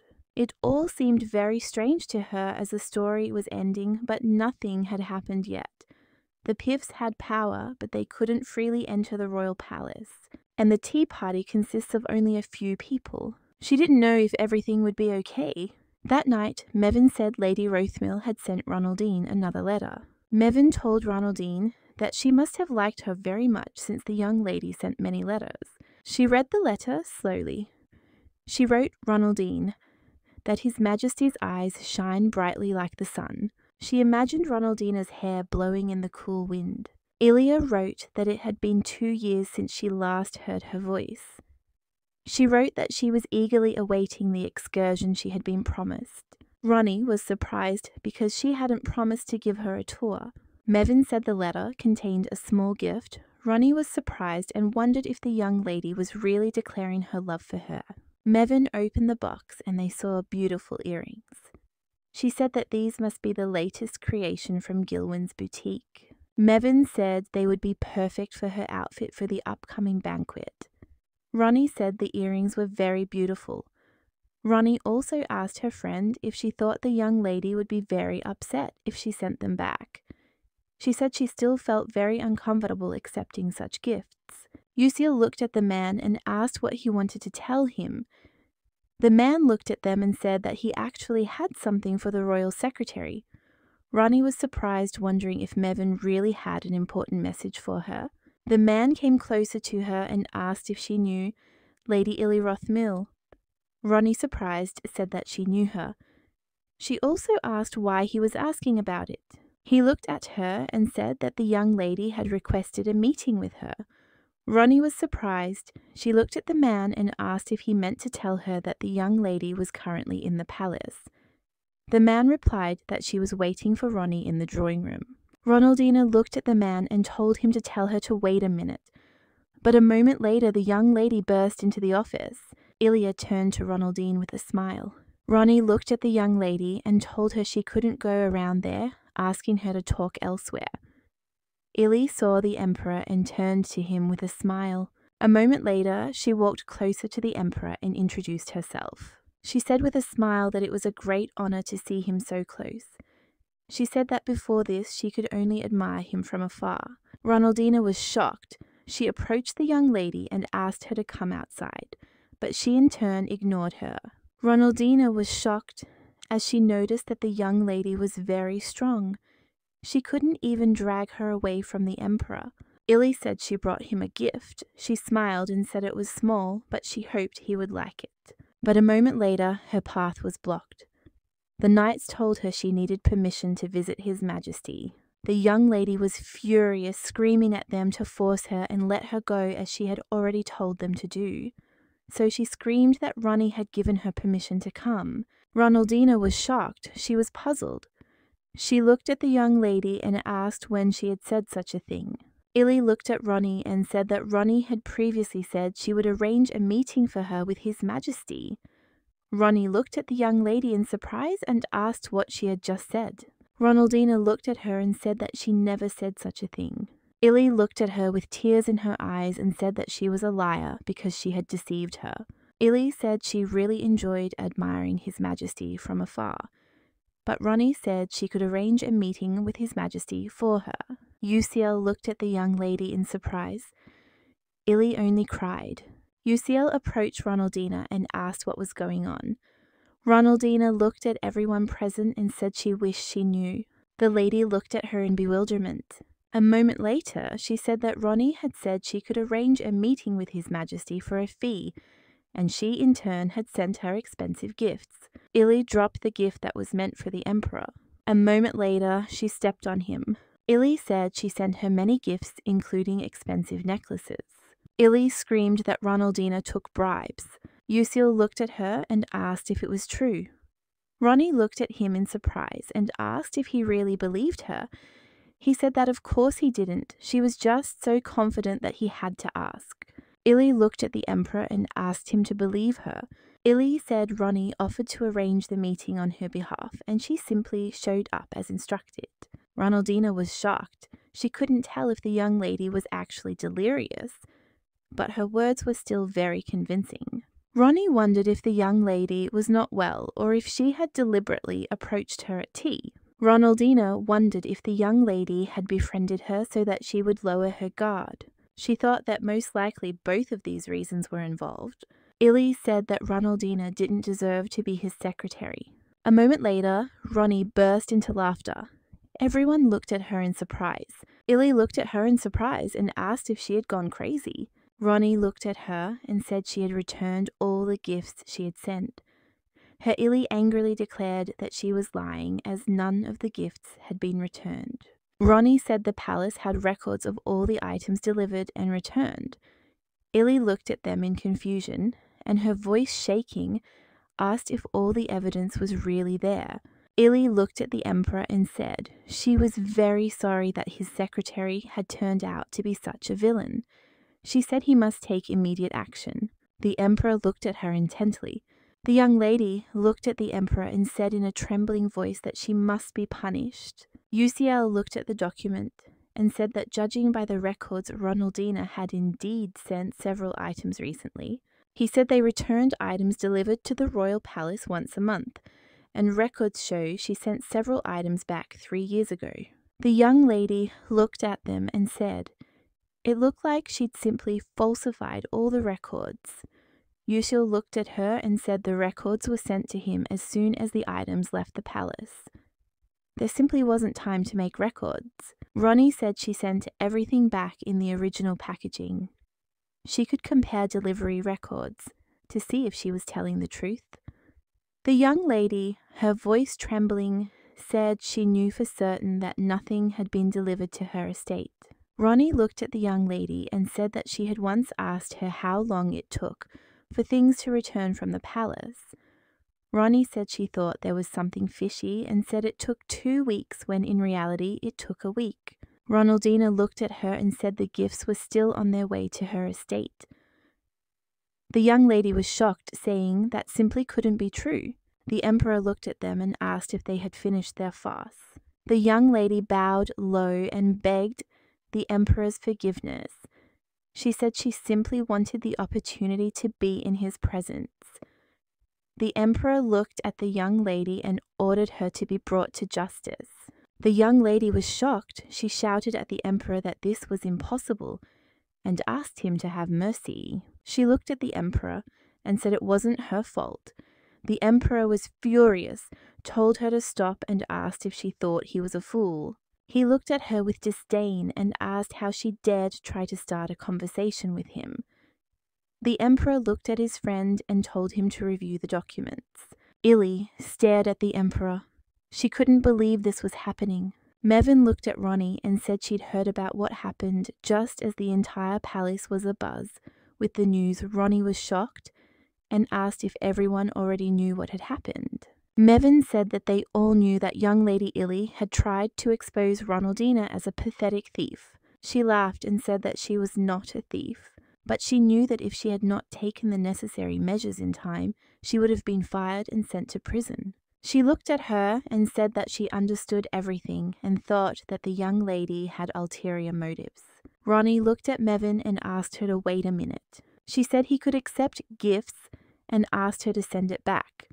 With the rest of the gifts, Mevin was surprised as so much effort had been put into it. Ronnie said she felt uncomfortable accepting such luxurious things. Mevin wished her good night. Ronnie wondered if she'd really done this wanting to meet the Emperor. After all, she was just a commoner. The young lady, on the other hand, came from a prestigious noble family. She couldn't understand why the young lady would take such a risk. Ronnie knew she had to be careful. You never knew what might happen. If she hadn't listened to her friend's advice, she would have been dragged through the courts. Ronaldina didn't understand why the young lady needed to frame her. She still hoped that no one had incited the young lady. Ronaldina, I sat and thought about everything. Lucille came closer to her and said that Lady Roatmill was already being tried in prison. Ronaldina looked at him puzzled but did not answer. A moment later, she asked if he knew what would happen to her. He smiled and said he didn't know. He said he'd give his verdict as soon as he made his decision. He said her parents had requested an audience with the Emperor and begged for conversion, but he didn't think it would happen. He said the Emperor might not say it, but he held Ronnie in very high esteem. She looked at him and asked how often this happened. The young man thought for a moment. He said that bribery existed wherever she went. Walking down the corridor, they saw the maids. Ronnie said she looked like one and Illy thought she could get away with it because Ronnie was a commoner. He looked at her and said that maybe that was true. He smiled and said that she was still a good girl. A moment later, they heard a crash. Ronaldina looked at Lord Vadernay in surprise and bewilderment and asked if everything was okay with him. The young lady was surprised. She saw Lord Claret. The Lord looked at them and said he needed their help. He said the delegation from Austin had arrived a month ahead of schedule. Ronnie ran into the office screaming. She looked intently at the Emperor. The Emperor was surprised by her behavior. She looked at the Emperor and said that the delegation had arrived ahead of schedule. The Emperor looked at her in surprise and bewilderment. The Emperor looked at her and asked if they weren't supposed to arrive next month. She looked at him and said that was exactly it, and they hadn't had time to prepare for their visits. She looked at the Emperor and said that the lords had gone to meet them in the reception room. The Emperor was shocked. The Emperor looked at the maid who bowed and left the room. The young lady realized the maid had to go get his formal attire. She looked at the Emperor and said she would wait for him in his office. Ronnie stood near the office and waited for the Emperor. She knew that the palace was in a very chaotic state right now. She couldn't stop thinking about the way he looked at her, but she still knew she needed to pull herself together. A moment later, she heard the sound of the door opening. The young lady looked at the Emperor in surprise. The Emperor looked at her and asked where their delegation was waiting. A moment later, they were walking leisurely into the reception room. She knew the two main characters would finally meet. Ronaldina wondered if this meant the story was truly beginning to unfold. She knew the story had deviated significantly from the original plot. She hoped things would return to normal. If their relationship wasn't progressing, she'd have to give it a little nudge. She didn't remember the details, but the sooner they began a relationship, the easier it would be for her. The lords greeted the Emperor with smiles. The Emperor looked at the delegation and said they had come a long way. The young lady smiled and said that was not at all the case. She said with a smile that they had travelled in comfort thanks to the carriage and knights the Emperor had sent them. The young lady greeted the Emperor and introduced herself. She said her name was Celsia Trumin. Celsia asked the Emperor if he wanted to use the Triggervan route. They began discussing possible trade between the two countries. They didn't look up from the documents. The Emperor said that everything was correct. Ronaldina noted that the atmosphere was so lustful, the tension could have been cut with a knife. Celsia looked at the Emperor and said that indefinitely wasn't a word to be taken lightly. The Emperor said their empire would pay them well for the rights. They were uncertain how the trade route would develop in the future. Ronnie silently followed the negotiations. Celsia said she personally believes it will become even more valuable. So given this, the value of the route will likely increase. Therefore, she's not sure the price they agreed on now will be fair in the future. Ronaldina looked at the young lady in surprise. The Emperor looked at her and said the trade route had its merits, but she seemed to be overestimating its cost. He said their empire could always find a new passage if they put in the effort. She looked at him and said that his empire was surrounded by the highest and mightiest mountains on the continent. She said that she was very curious how he planned to build a road. She said that through the mountainous terrain it would be difficult for Austin, but for Avernus it would be a piece of cake. Everyone present was shocked, realizing that the emperor had just mocked Austin in the presence of their own princess. They could no longer rule with an iron fist. They lived in the airport while countries established trade for maximum profit. Ronnie was shocked and didn't understand the emperor. She was sure the lords didn't understand his words either. She knew that, of course, after their discussion there would be chemistry between them. The young lady looked at the emperor and said she hadn't expected the negotiations to go so far, since they knew it was a big ask on their part. Ronnie noted that the princess didn't seem at all afraid of the emperor. Most people who encountered his menacing and cold gaze would run away screaming. The princess looked at the emperor and said that at the moment no one could grant their request. She apologized for her rudeness. She hoped they could continue the negotiations while they were interrupted here. The princess said she was confident they could come to some kind of agreement.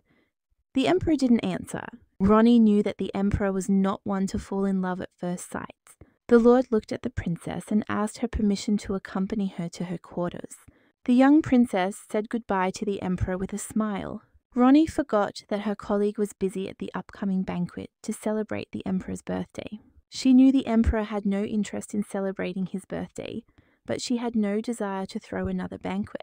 A moment later, a messenger announced that the princess had come to see the emperor. The emperor looked at him and said he could let her in. Ronnie waited for the princess to arrive. She was surprised that she had decided to come to the emperor. Entering the office, the princess thanked the emperor with a smile for receiving her today. Ronnie saw the main character in all her glory. Ronnie realized she needed to leave them alone. She looked at the emperor and said she needed to check on something regarding the emperor's birthday banquet and would be back soon. The emperor looked at the princess and said she could sit down. Ronnie slowly left the office. The princess looked at the emperor and said she was very glad he had agreed to meet her today. Ronnie had thought they had gotten along well from the start, but later she realized she was wrong. Uziel looked at the emperor and said he couldn't continue to be rude to the princess. The emperor told him to calm down and say nothing more. After Uziel scolded the emperor did everything he could to treat the princess with respect. The princess told the emperor she would like to continue their previous conversation. The princess's visits to the emperor became more and more frequent. She looked at the emperor and said that for these reasons she felt it would be unfair to them, and so she wanted to change some details, because she thought they might find a solution. The emperor looked at the princess and said he wanted her to visit him only once a week at a designated time and day. The princess looked at the emperor in surprise, not expecting him to say anything like that. The emperor said that otherwise the negotiations would cease. He looked at her and said he hoped so. He had made himself clear. The princess was shocked by such talk. Uziel looked at the princess and said with a smile that His Majesty wished her well. Ronnie saw how difficult it was for the emperor to communicate with the princess. Ronnie realized that the princess was definitely interested in His Majesty. She was very surprised by the whole situation. Ronnie knew she had to leave them alone as much as possible, but she was puzzled by the fact that she heard nothing.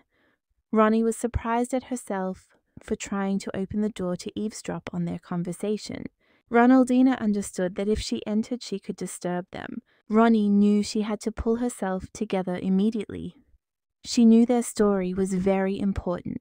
A moment later, Ronnie saw Uziel. She called out to him. The young man looked at her in surprise and asked what she was doing here. Ronaldina looked at him intently and smiled. She didn't know how to answer his question. He sighed heavily. A moment later, he asked her if this was all because of the princess. The young lady was surprised and puzzled, realizing he was a quick learner. Ronnie understood that the young man already knew that she had come up with a reason to leave in order to leave His Majesty and the Crown Princess alone. She hoped he wouldn't ask her why she did it. He looked at her and asked with a smile if she wanted to look around while she was there. She looked at him in surprise and asked if she wouldn't be in his way. He smiled and said that since she was here, she could look around. She was puzzled as he sometimes got on her nerves. She knew she had to show restraint and not hit him. She looked at him and said, The banquet was just around the corner. Ronnie asked how things were going. Yusil smiled and said that while not everything was perfect, everything was progressing as planned. He looked at her and said that this would be the first official banquet in honor of His Majesty's birthday. Since he became Emperor, Ronnie was surprised. He said that's why he's collaborating with other officials to make it special. She said she knew about Radis's banquet, but she hadn't imagined His Majesty wouldn't be interested in his own birthday. He said the Emperor had always told them it wasn't a priority, so they hadn't timidly contradicted him. But thanks to her, they would finally be able to throw a lavish party. She looked at him and said with a smile that she had simply told the Emperor earlier that the banquet would also contribute to the growth of the empire. The young man said that the Emperor hadn't listened to him when he said the same thing. He looked at her and asked if His Majesty had taken his medicine today. She looked at him and said he'd taken his medicine this morning. Afterward, he'd had some tea. The young man smiled and said he was very glad to hear that. The young lady wondered if the heroine would intercede if His Majesty fainted, because she had previously read in a novel that they would hug or move to the next level. She was shocked by the thought of them together. She didn't understand why she felt so hurt and uncomfortable just imagining them together. The young man looked at her and called out. He asked if she was okay, as he noticed she looked very pale. Yusil was very worried about her. The young lady smiled and said she was fine. Ronaldina couldn't tell him the real reason for her worries, and she knew that basically there was nothing wrong with her. She didn't understand why she was so worried. She hoped it was just a mood swing and that it would soon pass and everything would be back to normal. Ronnie stared at the Emperor. The Emperor caught her gaze and looked at her in surprise. Awkward around him lately, but she also knew he shouldn't be looking at her like that. She looked at him and apologized. She didn't understand why there was such a tense atmosphere in the office, and it made her feel uneasy. She looked at the Emperor and asked if he wanted anything from her. The Emperor stood up and slowly walked toward her. The Emperor approached her and looked at her intently. Ronnie was surprised. She looked at the Emperor and saw that he was ill. She was surprised and didn't understand why Ronnie asked the Emperor if the tea's effects had worn off. She asked if there was anything she could do to help him. The Emperor, without looking at her, told her to leave as he did not want to hurt her. He was telling her to leave the office quickly. Ronnie smiled and hugged him. She told him tenderly that everything would be okay. She didn't know why, but she wasn't afraid of him anymore. She wanted to be useful, even if only for a moment. Ronnie knew she would soon be replaced by the main character, but until then she couldn't leave the Emperor alone with his problem. She wondered if it was because she knew him better. She didn't know if it was truly so or if she simply felt compassion for the man standing before her. She looked at him and said with pity that she was very sorry that she could only ease the pain for a while. But the only problem was that she started to feel a little awkward every time it happened. But she still hoped that she had managed to calm him down and help him. She knew everything was fine and seemed to have gone well. She was sure he would pass out and she would have to carry him to safety again. The Emperor looked at her and asked if she had really helped him out again. Ronnie was shocked, not understanding what was happening. She was so glad he'd calmed down, but she was stunned that he remembered everything. She wondered if he'd woken up during their kiss. Ronnie knew that wasn't good at all. The Emperor took her hand and thanked her with a smile. Ronaldina was shocked as she wanted to get out of there as quickly as possible.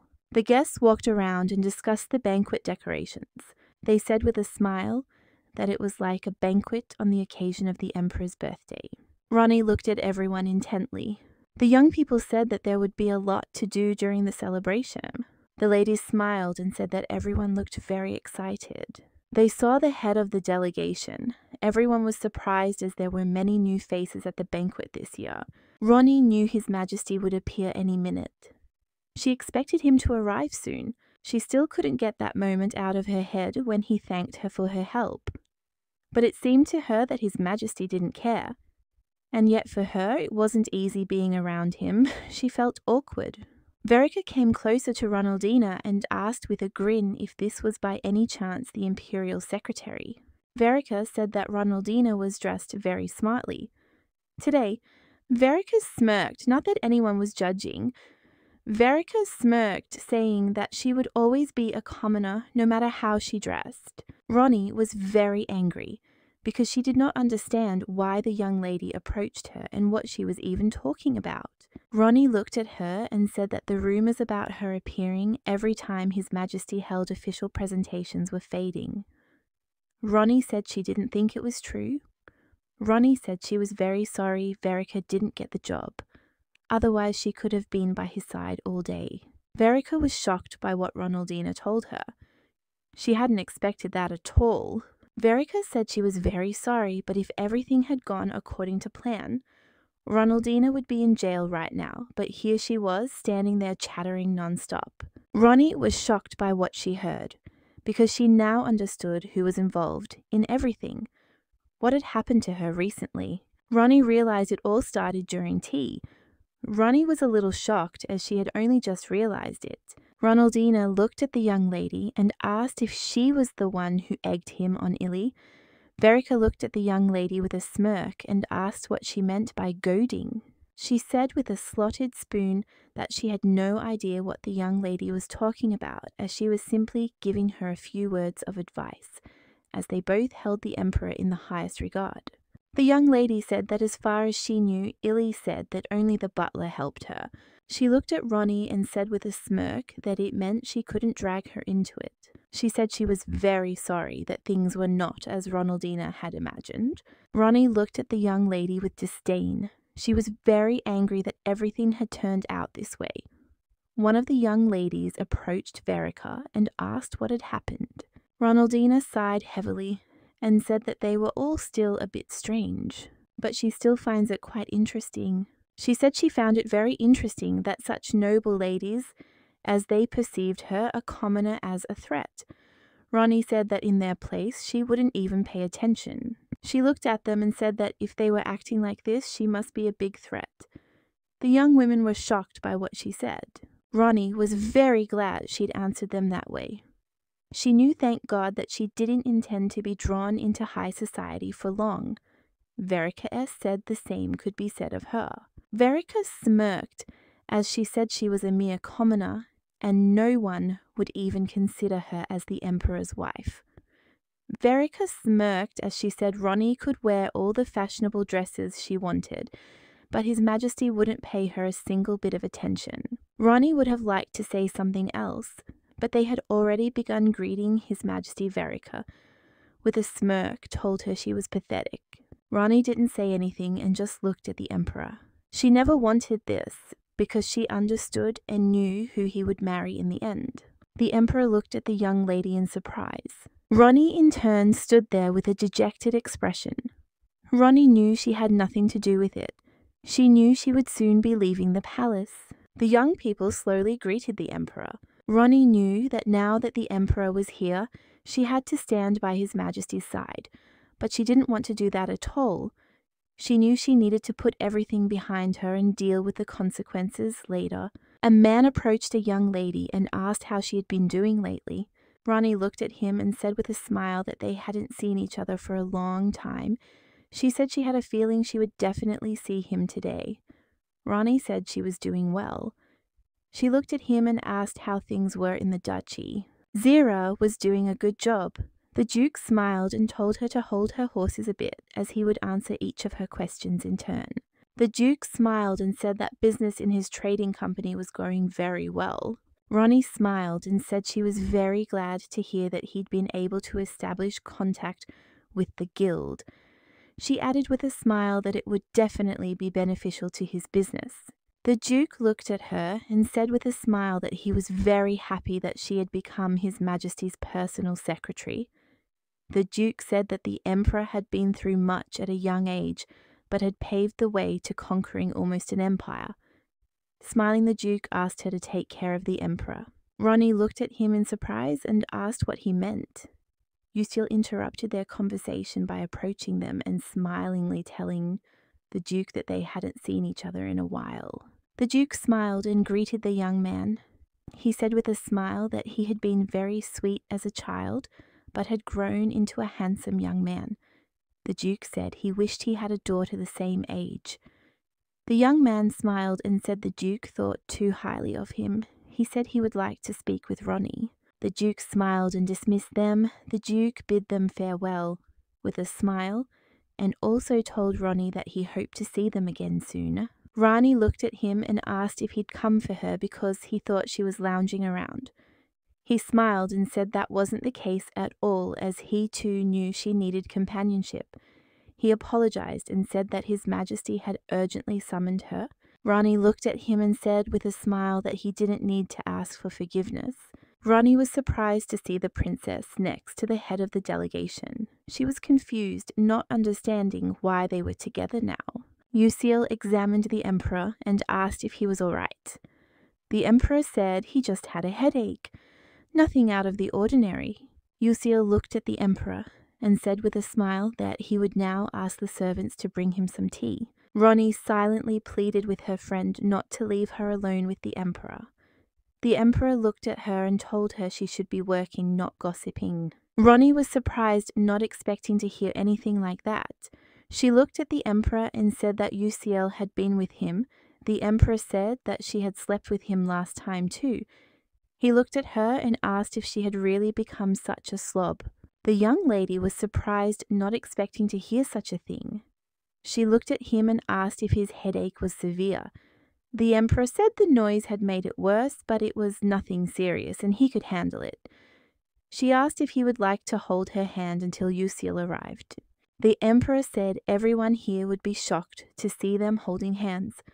No matter how they played, tongues would wag. He looked at her and told her that she should take care of herself.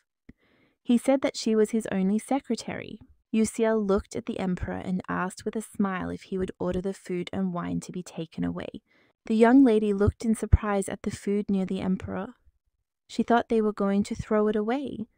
She thought it was very wasteful of them. The emperor looked at her in surprise. The emperor looked at the man and told him to bring dessert. The man cut a piece of cake. Ronnie was surprised as she hadn't expected the emperor to eat dessert with his tea. She thought that His Majesty and sweet dessert sounded very contradictory. The emperor looked at her and asked if she would like some dessert. She looked at him in surprise and said that everything was fine. She was surprised and didn't understand what had happened to the emperor. Ronaldina looked at him in surprise, not understanding why he was acting so strangely, since he had almost never addressed her before. She thought that soon after tea she felt better. Yusil looked at her and asked why she didn't try dessert. She looked at them and said it was fine since she didn't like desserts. The young man looked at her in surprise and asked if it was true. He smiled and said it was delicious. The emperor looked at him and asked if he wasn't tired of sweets. The emperor replied that the young man had been struggling to lose weight. Yusil looked at the emperor in surprise and asked how he could be so cruel. He said he only allowed himself sweets at banquets, and he was unlikely to gain weight. The emperor looked at him and asked if he was joking. The emperor looked at him in surprise and asked where all the cake had gone. Ronnie looked at them with a smile. She understood that she shouldn't laugh. The emperor looked at the young man and said that he would like Ronnie to eat the dessert, not him. Ronnie smiled as she didn't expect to hear that. A moment later, the princess greeted them. The princess said with a smile that she wanted to wish him a happy birthday. She smiled and said it was a great honor to be with him today. She looked at him and asked if he had made a decision yet. The young men whispered to each other, not knowing who she really was. They wondered if they had anything to discuss. Ronaldina knew they had to move on to the next level, but she hadn't expected the princess to take the initiative. She was still surprised and didn't understand why she felt so nauseous. It was very difficult to follow their conversation. Yusil looked at her and asked if she was okay. She looked at them and apologized, saying she wasn't feeling well right now. She wanted to step outside for a bit to get some fresh air. A moment later, she stepped out onto the terrace. She wondered if her bodice was too tight. She was sure it wasn't since her maid had taken her measurements. She thought that most likely she was feeling unwell because of something else. She knew that from this moment on, everything would change dramatically. She wondered when the main character would begin treating His Majesty. She never would have imagined that sitting and waiting would be such a difficult task. She wondered if she felt this way because she was worried about the future. She wanted the main character to simply heal him. She also wanted them to be close. She knew she had to get back to her work. The young lady slowly returned to the hall. Entering the hall, she was surprised as she did not understand where everyone had gone. She wondered if she had to wait until they returned. She noticed the butler running. She was surprised. She knew they didn't use that room during banquets, as it was connected to the living room. Ronnie wondered if something had happened while she was gone. The princess slowly entered the office. Ronnie looked at the princess in surprise and bewilderment and asked what she was doing here. Ronnie was dumbfounded. She saw a truly horrific picture. She saw the emperor lying on the ground. With lightning speed, she rushed towards him. She looked at them and asked how long ago it had been. The young man said the emperor had taken his medicine that morning. The butler immediately went to fetch the doctor. Ronnie was surprised, realizing everything was happening too quickly. But she was even more surprised that the princess didn't come to his aid. Ronnie looked at the princess and said she would explain everything to her later. She hoped the princess would keep everything a secret. She looked at them. Ronnie came closer to her and said that for the sake of their diplomatic relations, they needed to keep everything secret. Ronaldina politely asked the princess to leave. Ronnie approached the lord and told him to wait a little. The emperor said that was enough. Ronaldina looked at the emperor and asked him to try to concentrate. The emperor was furious and shouting. The young lady looked at the emperor and asked him not to blame himself. She was in shock and didn't understand what he had gone through as a child. She understood that it was painful not only for him but also for those around him in his circle. She understood that his pain would only make her feel worse. Yusiel looked at everything that was happening in surprise. The young man looked at her in surprise and called out, stunned by everything that was happening. The young man looked at them and asked if everything was okay. Yusiel looked at her and said that His Majesty had fallen asleep so she could calm down and stop crying. Ronnie looked at him in surprise and said she hadn't been crying. The young man said that in any case things weren't going well. The secret had been revealed and the princess had witnessed everything. He didn't understand how they could explain it all to her now. Ronaldina knew that the princess she knew from reading the novel wouldn't blackmail the emperor with what she'd seen. Ronnie looked at him and asked permission to speak with the princess herself. She knew she needed to be sure she was right. She didn't remember all the details in the novella. She only remembered isolated moments from different parts of the book. However, she did remember the key plot twists in the novella. She knew the plot had deviated from the original, and that was what was making her uneasy. This meant that not only she but also His Majesty had changed their destiny. She understood that because of this, they would continue to suffer. Ronnie looked at the princess and thanked her for agreeing to come. The princess smiled and said that wasn't necessary as she had some questions. The princess thanked her for the invitation. Ronnie looked at the princess and said they had met before. She introduced herself and said she was the emperor's personal secretary. The princess smiled and said she remembered her. The princess also introduced herself again. Ronnie looked at the butler. A moment later, the butler left them alone. The princess looked at her in surprise and asked if His Majesty was suffering from some kind of illness. Ronaldina looked at her and asked if she had witnessed it. The princess said she was there from the moment he became ill until the moment she closed the door in her face. Ronnie knew that if she continued to play around, the princess would never reveal her true intentions. She could only guess what her reaction would be, based on what she learned about her from the novel. Ronnie wanted the princess to feel sorry for His Majesty, so that next time she would rush to his aid. Ronnie looked at the princess and said that the emperor was suffering from a mental disorder. That's why the princess had caught him at such an inopportune moment. She recalled her friend asking if she thought the princess would understand. Ronnie said they had no other choice. Ronnie said that if everything was explained properly, it shouldn't affect the ongoing negotiations. The princess looked at her in surprise and asked if it was possible to find out what kind of injury he was suffering from. The princess said she didn't need to answer such a question, she simply couldn't imagine it. The princess said it must have been difficult for the emperor to talk to her, and she should have been more careful. Ronnie was surprised because she hadn't even started to say anything yet. The princess looked at her and said that she promised not to talk about it, so she didn't need to worry about such things. The princess slowly approached the young lady. The princess took a thread from her dress. She smiled and apologized as she couldn't stand it. Ronnie looked at the princess in surprise and bewilderment. She thanked her. The princess looked at her and said she would speak with the emperor immediately when he felt better. Ronnie was surprised as she hadn't even explained everything that had happened. She wondered if everything would be okay in the future. Ronnie wondered if she needed to resort to extreme measures to bring them together, but she knew better than to overdo it. Sometime later, she was at the banquet again. The young lady was puzzled as she had a lot of work to do and still had to report to Uciel. It was the second day of the celebratory banquet. Ronnie was surprised as the hall was still packed. She noticed the emperor sitting on the throne. She assumed he must be feeling better now that he had returned. Ronaldina understood that she needed to be near him. A moment later, she heard someone calling her. The young ladies approached her. They asked if she was busy right now. Ronnie looked at them and said that everything was fine and that she had a little time.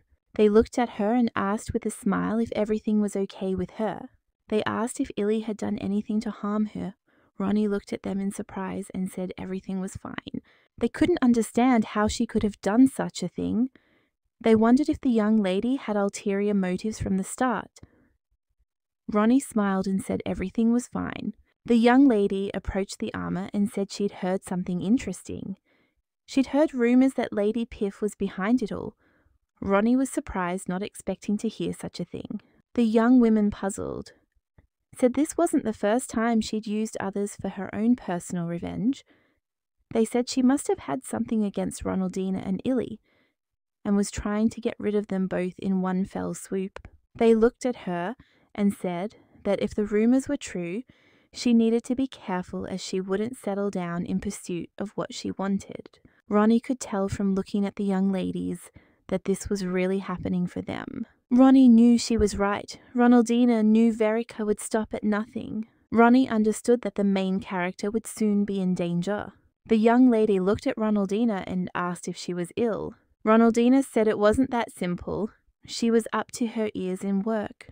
The lovely ladies smiled and said they'd taken up too much of her time and wanted to meet again to talk in a more pleasant setting. Ronnie wondered and pondered when Verica started acting against Celsia in the novel. Ronnie knew the princess had nearly died while leaving the festival, but she was at a loss and couldn't understand why she'd made such a mistake. She knew she needed to remember more because something else had happened at that tea party. Ronaldina winced. The young man approached her and asked if she was okay. She smiled and said she was fine and thanked him. He smiled and said she should thank His Majesty since he had asked for her help. The emperor looked at him and asked where his tea was. Uciel said with a smile that he had forgotten about it, but he would now ask the butler to bring it. The emperor looked at the young lady and asked what was on her mind. He said she should be more mindful of her surroundings. She looked at him and said it was nothing, and thanks to him, she had managed to avoid injury. He looked at her and said that was true, and she should definitely be grateful. The young lady looked at him in surprise. She was in shock and didn't understand what was happening. The emperor looked at her and told her to keep an eye on the guards from now on. The young lady said she'd spoken to the princess, who in turn had sworn her to secrecy. Ronnie said it lifted a burden off Uciel's shoulders as she could see he was terribly worried. Ronnie smiled and said she was sure he would feel relieved. The emperor looked at her in surprise and called out. A moment later, he asked if she was worried about Uciel. She slowly sorted through the documents. Ronnie rose from the ground, her back aching terribly. The Lord looked at her and said he understood she was too busy. He came closer to her and said that it was too cluttered even for her. He asked her if she could tell the difference. The Lord, puzzled, said that in some way he was grateful for their help. Yushil said they came because they had been struggling and hadn't sent them the report on time. He wanted to get things in order quickly. Ronaldina remembered the Emperor. She understood that they all had a lot to do for the princess. Verica felt the presence of the princess during the first day of the banquet. Ronnie was sure she had gone into hiding, but she didn't know when the villain would return. A moment later, someone called her. The knight looked at her and told her to take the other documents as well. She looked at him and said she would certainly do so. Yusil looked at everyone present and said with a smile that they could take the day off tomorrow. As His Majesty had no scheduled engagements, the young people were overjoyed. Yusil looked at her and said with a smile that he should have told her earlier. She smiled and said she'd be happy to take the day off. Yusil looked out the window and said that the air was very humid, and I felt like it would rain tomorrow. She looked at him and asked with a smile if he was half frog. He smiled and said that of course not. Ronnie looked out the window and was very surprised because it started to rain. She didn't like the sound of the rain. She thought she should still go for a walk. She wanted to walk through places she didn't know. She was taking a stroll and everything seemed very strange to her. Her friend had said earlier that His Majesty was free today. She entered the office and was very surprised. She looked intently, but the Emperor, she was very surprised that it worked. Ronnie looked at him closely as she felt that something was wrong here. She saw that he was not feeling very well. A moment later, she noticed that he was unwell. She thought that he was probably suffering from nightmares again. She came closer to him and hugged him. Ronnie really hoped that he would feel better soon. She saw the color return to his cheeks. She was very happy and it was a relief to her. A moment later, the Emperor came to his senses and looked at the young lady in surprise. She looked at him and asked if he was okay. He was surprised and didn't understand why she had even come to him. The young lady looked at him and said he shouldn't be exhausting himself. She said his friend had been very worried about him. Ronnie told the Emperor that the Lord had told her that he hadn't been sleeping at night lately, and that the Emperor had been skipping meals. The Emperor looked at her and said with a smile that he had always been like this. The Emperor said they first met when Avernus was still a kingdom. Then his father brought him to the palace to keep him company. The young man followed him everywhere and they often argued about it. The Emperor said with a smile that sometimes he teased him. The Emperor said that they had gotten into various minor troubles together. The Emperor recalled the past with a smile. She looked at him and said with a smile that she found it hard to imagine. The Emperor and the Lord getting into trouble together. The Emperor looked at her in surprise. The young lady looked at him in surprise when she noticed he was holding her hand. She realized he seemed to be comfortable with physical contact with people. The young lady walked leisurely down the corridor. Ronnie knew they needed to increase their budget to renovate the palace. She had a few questions, but the Lord had gone off somewhere. The Emperor looked at her and asked where she was going. Ronnie glanced at him sideways and said she was heading to the office. Entering Ronnie's office, she saw the Lord. She asked in surprise if it was him. The Lord looked at her and asked if she was really looking for something. Ronnie said she was looking for it because she needed to look up last year's repair costs. He said with a smile that they'd done so much renovation work last year that he'd even gotten lost in it all. He said he'd definitely find it all now. The Lord looked at her and said he didn't have time to check on His Majesty today. He asked her how he was doing. She looked at him and said it seemed the Emperor was doing well. She looked at him in surprise and asked what had happened. The Lord said he hadn't told her why he had given everyone a buzz yesterday. The Lord said that yesterday was the day of the death of His Majesty's mother. The Emperor always had a hard time on this day, and during this period, his seizures occur more frequently than usual. The Lord said the Emperor needed to take double the dose of his medication. He said he was surprised at how quickly the year had passed. He said he didn't see the necessary documents on this matter and would bring them later. The young lady looked at him and said she'd wait. She said she'd go. Then Ronnie noticed that tears were flowing involuntarily. The Lord looked at her and told her not to run, as she might trip and fall. She was shocked and did not understand why she became so emotional when it came to His Majesty. She ran down the hallway and noticed the door to the office was open. The young lady wondered if she had forgotten to close the door. A moment later, she saw the princess hugging the emperor. Ronnie was shocked. Lucille looked at the emperor in surprise and called him. Ronnie closed the door. A moment later, she heard a crash. She turned around and saw the emperor. He looked at her and told her to stop avoiding him. Ronnie looked intently at the emperor. She was in shock. She did not understand why the princess was next to him. Ronaldina was shocked and wondered why this had already started. Ronnie was in shock as she knew it was too early to treat the emperor. She was shocked and didn't understand why it surprised her so much. She thought that she was most likely simply in love with the emperor. Ronnie remembered the moment when the princess left without a fight.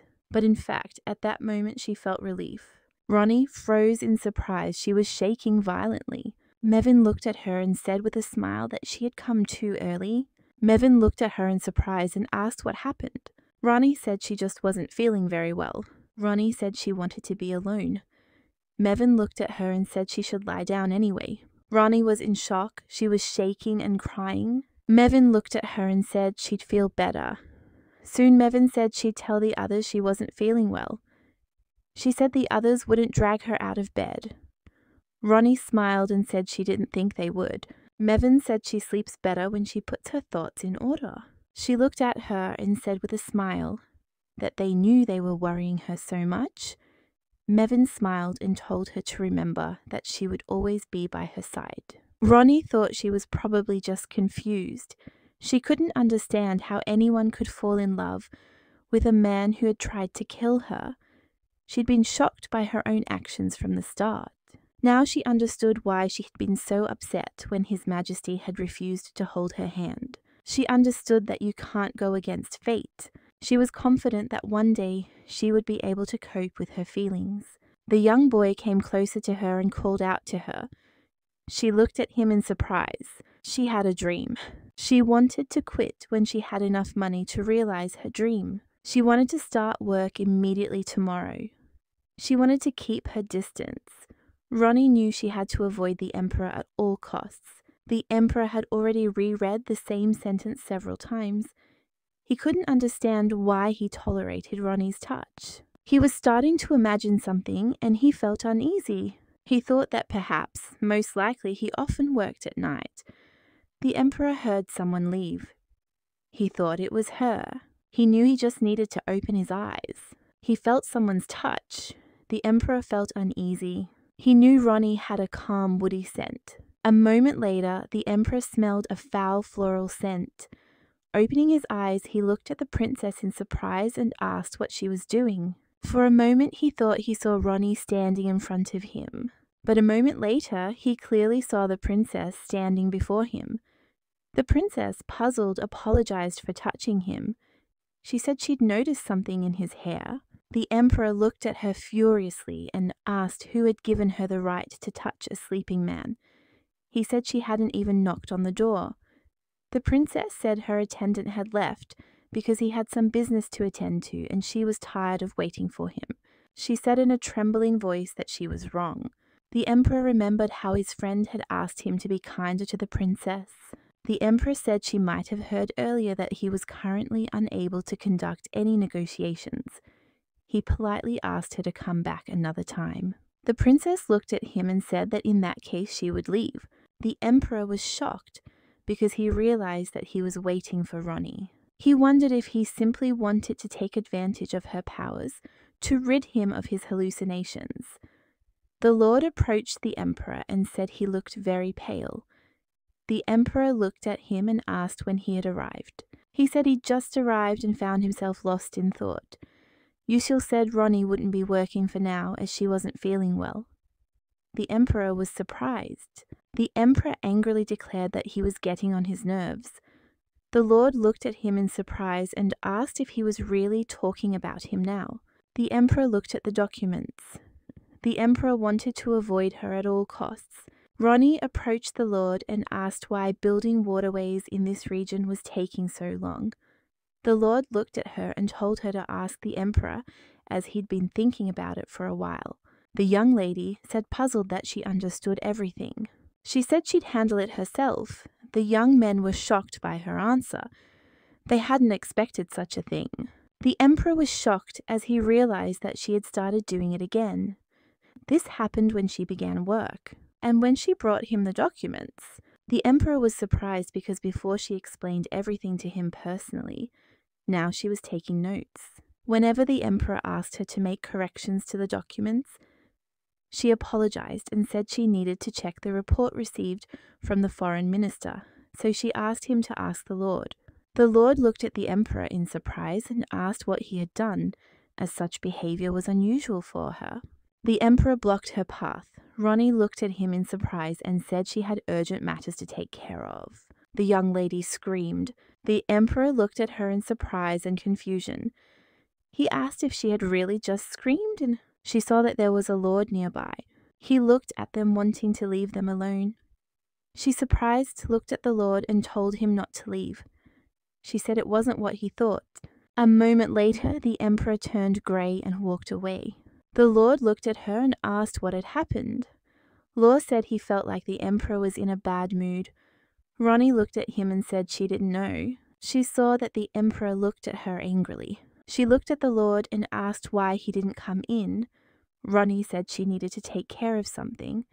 He smiled and said that of course he would. The emperor looked at his friend in surprise and said she had just screamed. He looked at him and asked if he was really that scary. The Lord looked at the emperor and said he was a little scary. The young lady sighed heavily as she knew that the emperor was very close. The young lady was shocked, realizing the emperor already knew she was avoiding him, but he knew they wouldn't return to the way things were before. She thought he would fire her for her unprofessionalism. Ronaldina knew she had to earn more money to achieve her goal. She knew that even now she had to keep a distance between them. She knew it would be easier to hide what she thought about him. She was coming back. A moment later, she saw the princess. Ronnie knew the princess had a visit with the emperor planned for today. She knew she had to leave them alone. Ronnie knew it would be easier for everyone. A moment later, she heard a loud crash. Ronnie was terrified. She burst into the office like lightning. Ronnie saw the princess sitting on the ground. Ronnie looked at the emperor and told the servants that she would be with the emperor, and she also asked to call the Lord. Ronnie called the princess. A moment later, she pushed the emperor. The emperor fell. Ronnie looked at him and asked if he was okay. The princess was trembling with fear as she sat on the floor. Ronnie approached the princess and told her that everything was fine. She asked her to calm down as help was on the way. Ronnie smiled and told the princess to breathe slowly with her. The princess looked at her in surprise and she was crying. Ronnie heard the emperor sigh heavily. She rushed to the emperor. She called him. A moment later, she came closer to him and hugged him. Ronaldina consoled him and told him everything would be okay. She said there was nothing to worry about. She asked him not to be afraid. She was shocked as she thought the princess could cure him. A moment later, the Lord burst into the office. He looked at Ronnie and asked if anyone was hurt. Ronnie looked at the Lord and said that the emperor was fine, and she also asked him to take care of the princess. The Lord approached the princess and asked if she was all right. The princess, her voice trembling, said she was fine. The Lord said that if she would allow it, he would like to help her. The princess stared at them, very surprised and frightened. Ronnie looked at the princess and said that she would visit her soon. The emperor called Ronnie. She looked at him and told him that not a drop of blood had been spilled and no one had died, so he had nothing to worry about. He looked at her in surprise and asked what she was talking about. Ronaldina was in shock. She didn't know where to start talking. The doctor looked at Ronnie and asked if she had come to see the princess. She said yes and asked how the princess was feeling. The doctor said she was unharmed thanks to her, but she still needed rest. Ronaldina looked at the doctor in surprise and asked where he was going. The doctor said he had a meeting with Vechurn. Ronnie noticed that the doctor called the Lord by his first name. She thought they were very close. She knew they met every day to discuss medical research. She realized she needed to focus on her work too. The princess saw her and called out to her. The princess in turn was overjoyed to see her savior. The princess looked at her, not smiling, and asked why she didn't sit down. Ronnie was surprised by the princess's change of heart. Ronnie asked the princess how she was feeling. Ronaldina was shocked and didn't understand why they were holding hands. The princess said she was feeling fine, but she was just a little surprised, that's all. Ronnie looked at the princess and asked her forgiveness as she should have been there. The princess looked at her and said that it was all wrong. The princess said she would have been in more trouble if it weren't for Ronnie. The princess smiled and said she should have told her this sooner, but she was saying it now. The princess thanked her with a smile. She said, "You don't say this as a representative of your country." And as someone who wanted to thank her savior, she said she was very scared. The princess said with a smile on her face that she could still hear her voice that had brought her out of the darkness. The princess looked at her and asked if she could give her a gift as a token of her gratitude. The young lady was shocked. She didn't understand what was happening. She hoped the princess hadn't fallen in love with her. The princess smiled and said that was very interesting. She saw a beautiful necklace and said she thought it would look wonderful on her. The princess looked at the necklace and said she really liked the design, but she still thought it was too flashy. The young lady was shocked and did not understand how it had come to this. The princess looked at her and said with a smile that she'd heard there was a bustling street market downtown. She looked at her and asked if she could take her there. Ronaldina had the feeling that the princess was now comfortable next to her, but she still tried her best to concentrate. She was next to the princess, and she wondered if it was her. She felt like something was wrong. The princess looked at her surprised. The princess looked at her and said she thought it was her first time in the center. The princess asked if she didn't like it, or was it just her? The young lady smiled and said that it was not that simple. She was just looking closely. She looked at the princess and said with a smile that she was very glad to spend time with her. She looked at the princess and asked why they didn't go there. The princess was very happy to hear this. The princess looked, but they asked her if it wasn't a good idea to go out today. She sighed heavily. The streets were truly bustling. Everyone had smiles on their faces, and the streets were literally filled with people. She thought that perhaps the city's energy had simply thrown her off balance. Compared to the streets she grew up on, everything was different here. The princess showed the little animal to her and asked if it wasn't cute. Ronnie was shocked. She didn't understand what kind of animal it was. She wondered if they really sold animals like that. The saleswoman looked at the princess and asked if she couldn't tell it was a black panther. The princess, surprised, looked at it and said it was a very cute animal and asked how much it cost. The knight approached Ronnie and said the princess liked cute things. Ronnie looked at him and told him not to say that he also found such an animal cute. He said the princess also had a love for unique and original things. She was surprised, but she saw how the princess was enjoying herself. But a moment later, Ronnie saw that the princess had drooped. Ronnie came closer to the princess and asked what happened. The princess looked at her in surprise and asked why she looked bored next to her and so lively when talking to her knight. Ronnie now understood how the princess felt. The truth was the princess knew their secret, and she had no idea what was on her mind or whether she had ulterior motives. Ronnie looked at the princess and said it was simple because she wasn't used to this kind of shopping. Ronnie apologized and, as an apology, invited her to tea. The princess looked at her in surprise and asked if she really wanted to offer her tea. Ronnie said she didn't want any gifts and would rather get to know each other over a cup of tea. Ronnie noticed that the princess was starting to attract a lot of attention. Ronnie looked at her and said with a smile that it looked like they would have tea next time. The princess looked at her and said with a smile that they would go have tea right away. The princess looked at her and asked what kind of tea she liked best. She also asked if she liked desserts with her tea. The princess said she had recently seen a bakery nearby. She smiled and said they could buy dessert there.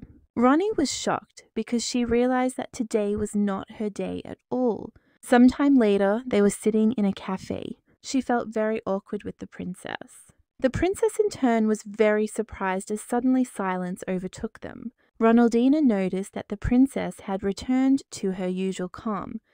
But even in this state, she sensed that the princess wanted to say something. Ronnie looked at the princess and asked if she was tired of all the attention.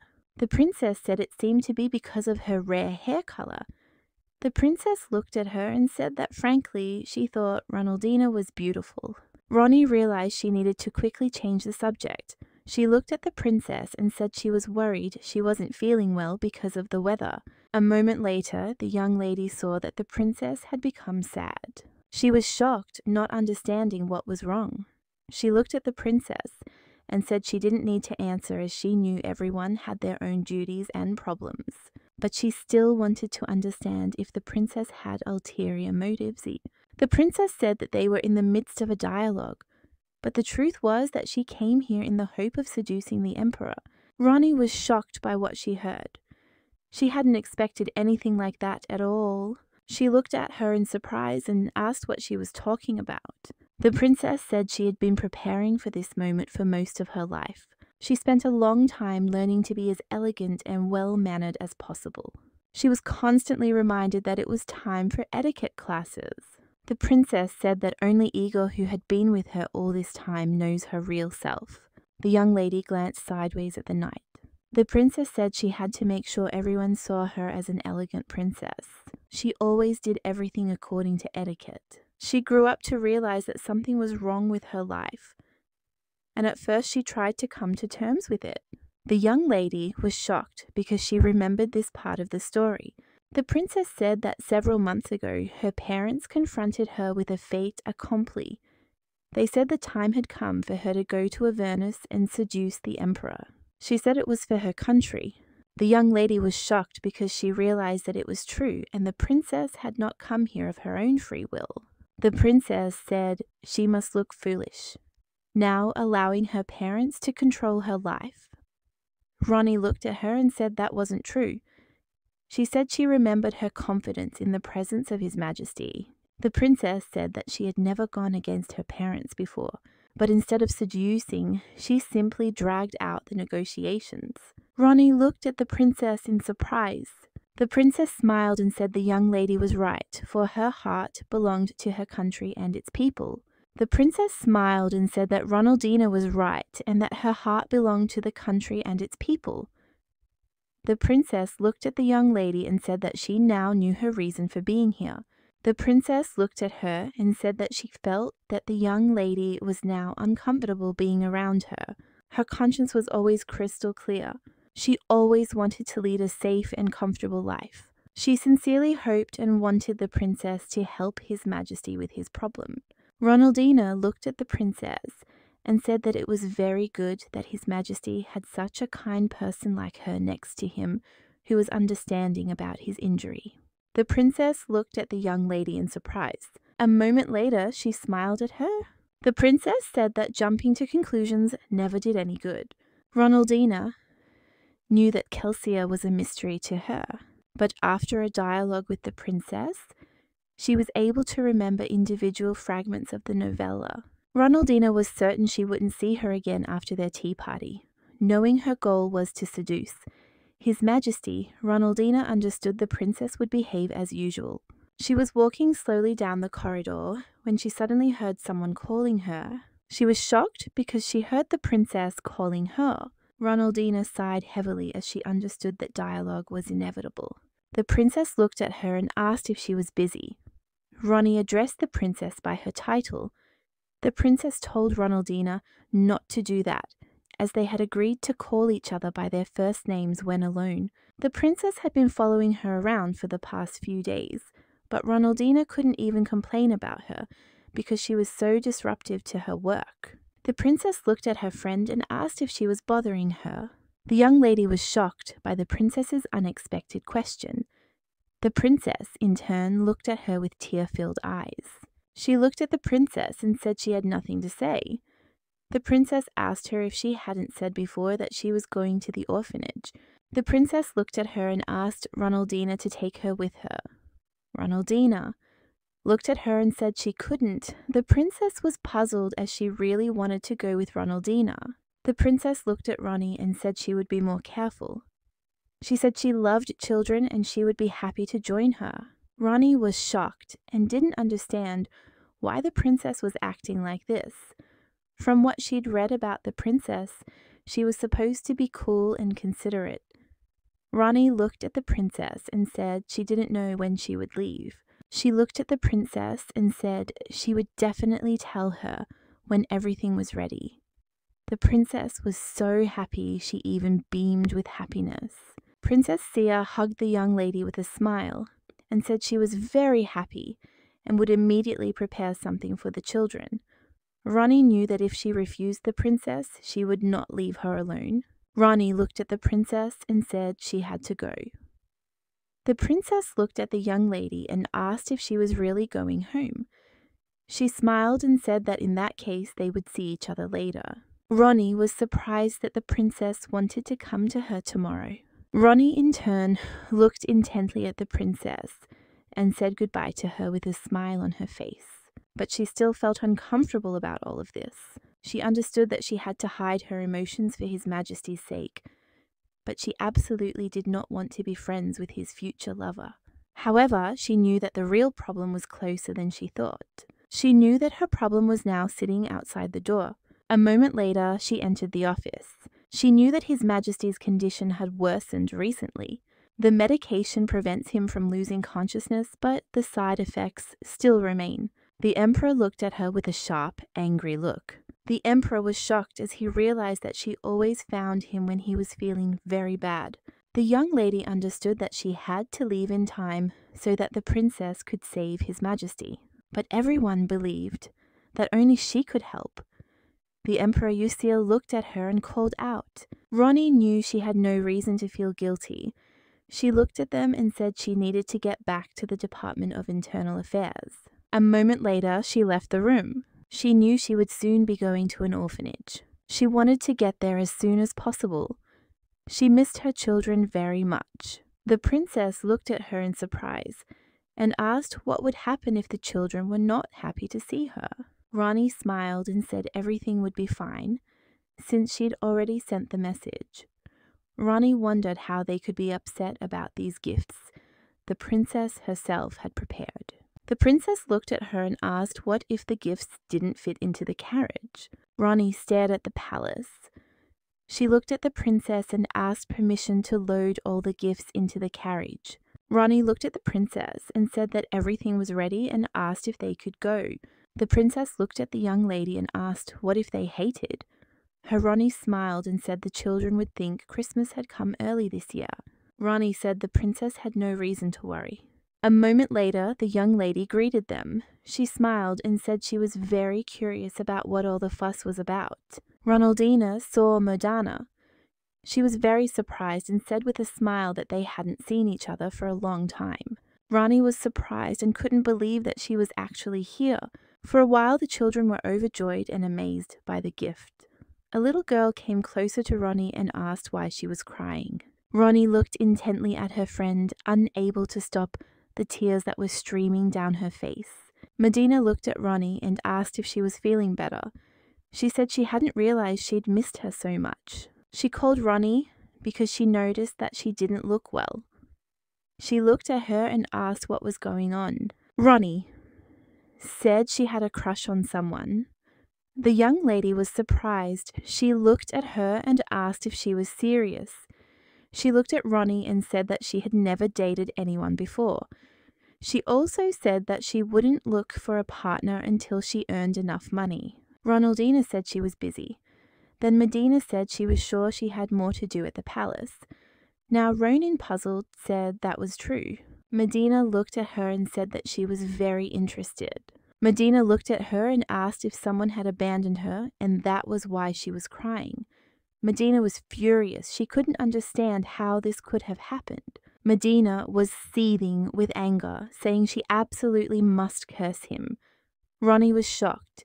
She understood that cursing the emperor must be tantamount to treason. Ronnie looked at her friend and said, puzzled, that she had not yet confessed her feelings to him. Ronnie looked at her friend and said he was destined to be with someone else.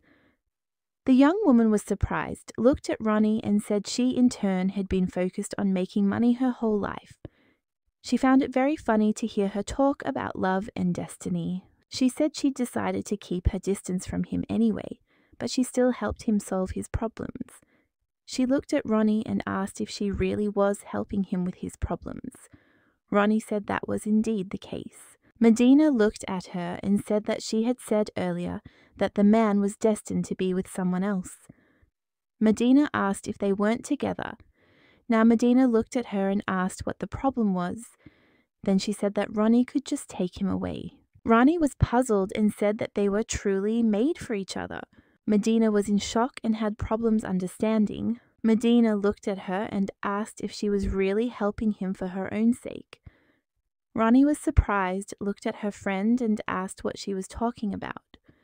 Medina said she felt like Ronnie was trying to deny her feelings for him. Medina said that Ronnie could help him regardless of her feelings because helping someone doesn't mean loving them. Medina said he just felt grateful. Medina came closer to her friend. She smiled and hugged her tightly. Medina told her not to worry. The more she thought about it, the more complicated it would become. She had a tendency to overthink everything. Medina told her not to work herself up. Ronnie sighed heavily. Ronaldina said she would definitely do everything in her power to help him. As they were going down the stairs, they heard a noise. The young girls ran up to Ronnie. She looked at them and smiled and told them not to run because they might get hurt. She asked them to come up one by one. She was talking to their children when she noticed the princess sitting upset about something. She saw that the princess was very tired. Medina looked at the little children and said it was time for a snack. She led them into the kitchen. The young lady looked at the princess and apologized. She smiled and asked if the children had been bothering her. The princess said there was nothing wrong with that and found it very amusing. Ronnie looked at the princess and said that she was very sorry for leaving her alone. Ronnie stared at the princess. She didn't know what she should say if she was asked why she was crying. The princess looked at the young lady and asked why they didn't have a snack too. Ronnie was surprised. Ronnie realized the princess was trying to please her. She couldn't help but like it. Sometime later, Ronnie was sitting at a tea party. Ronnie wasn't very comfortable because before her sat the villainess in all her glory. Verica stared at the young lady with intent and malice. Ronnie knew that sometimes life leaves you in a bind. The young lady attended the tea party only because the princess insisted on her presence. Ronnie knew that this princess had invited everyone, but today was a tea party. Verica, the daughter of a former investor. Next to her sat a lady from a house renowned for creating exquisite jewelry. Other ladies come from families that make beautiful furniture and fashionable clothes. Some are famous for their porcelain, so they all come from families renowned for their business. Connections with these families are very beneficial for a princess. The young lady looked at the princess and asked if she hadn't said she'd be even busier from now on.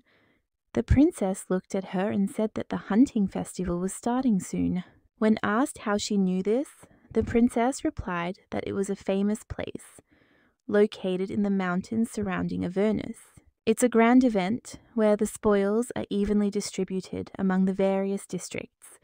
Ronnie knew it was truly something special, but she also knew it would mean a lot of extra work. The young ladies looked at the princess and said with a smile that it was good then.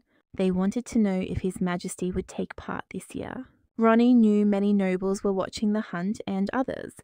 She glanced at them and said with a smile that she didn't know his decision yet, but it looked like he'd be participating again this year. The young ladies looked at her in surprise and asked if they would really see His Majesty at his best this year.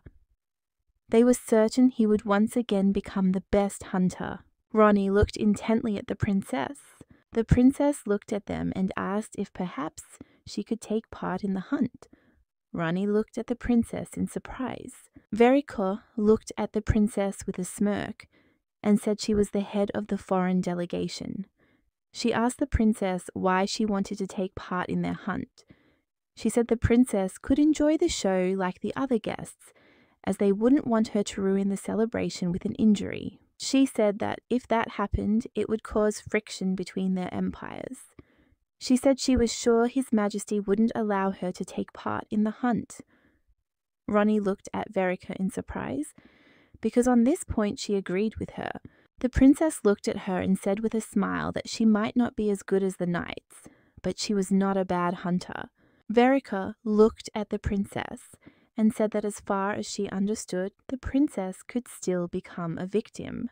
The princess looked at them and said the biggest question was whether His Majesty would agree. The princess said she was sure the emperor would definitely agree. Ronnie was shocked and knew this couldn't happen, since in the novella the princess is attacked during the festival.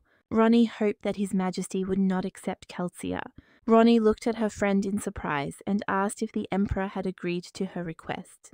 The lord said that the princess sent a letter to her parents, and the king said not to hold the empire accountable. If anything happens, it will happen. Therefore, the emperor had no choice but to give in. Ronnie was in shock, unsure what to do. She didn't know if she should follow the princess everywhere. She didn't know how she could deal with the knights. She didn't know how long they would have to protect the emperor. Uciel looked at her and said with a smile that her eyes were now glassy like a dead fish's.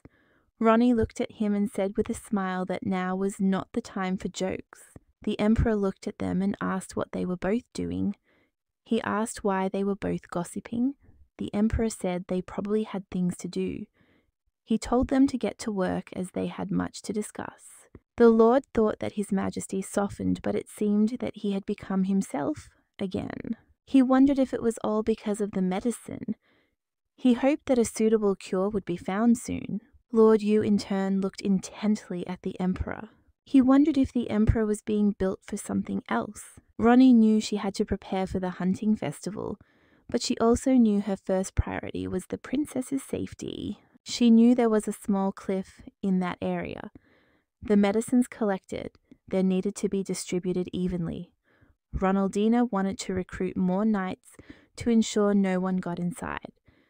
She understood that it was just a forest, but she still had no idea where the killers would decide to attack. She remembered that in the novella, the young villain Verika joined the Shadow Assassins Guild. She double-checked that there were enough people there to commit the murder. Ronnie knew that many people didn't know about the existence of this guild. She even remembered the location. She looked at everyone gathered and said that she was going to deliver the plans to the Royal Knightly Order. She knew she had to leave before His Majesty started grumbling again. Sometimes she wondered if it was just a novella. She didn't know why she had worked so hard back then. She could always move to another country if things went wrong. She didn't understand why she was trying to save all these characters back then, but she still knew she had come too far to just run away.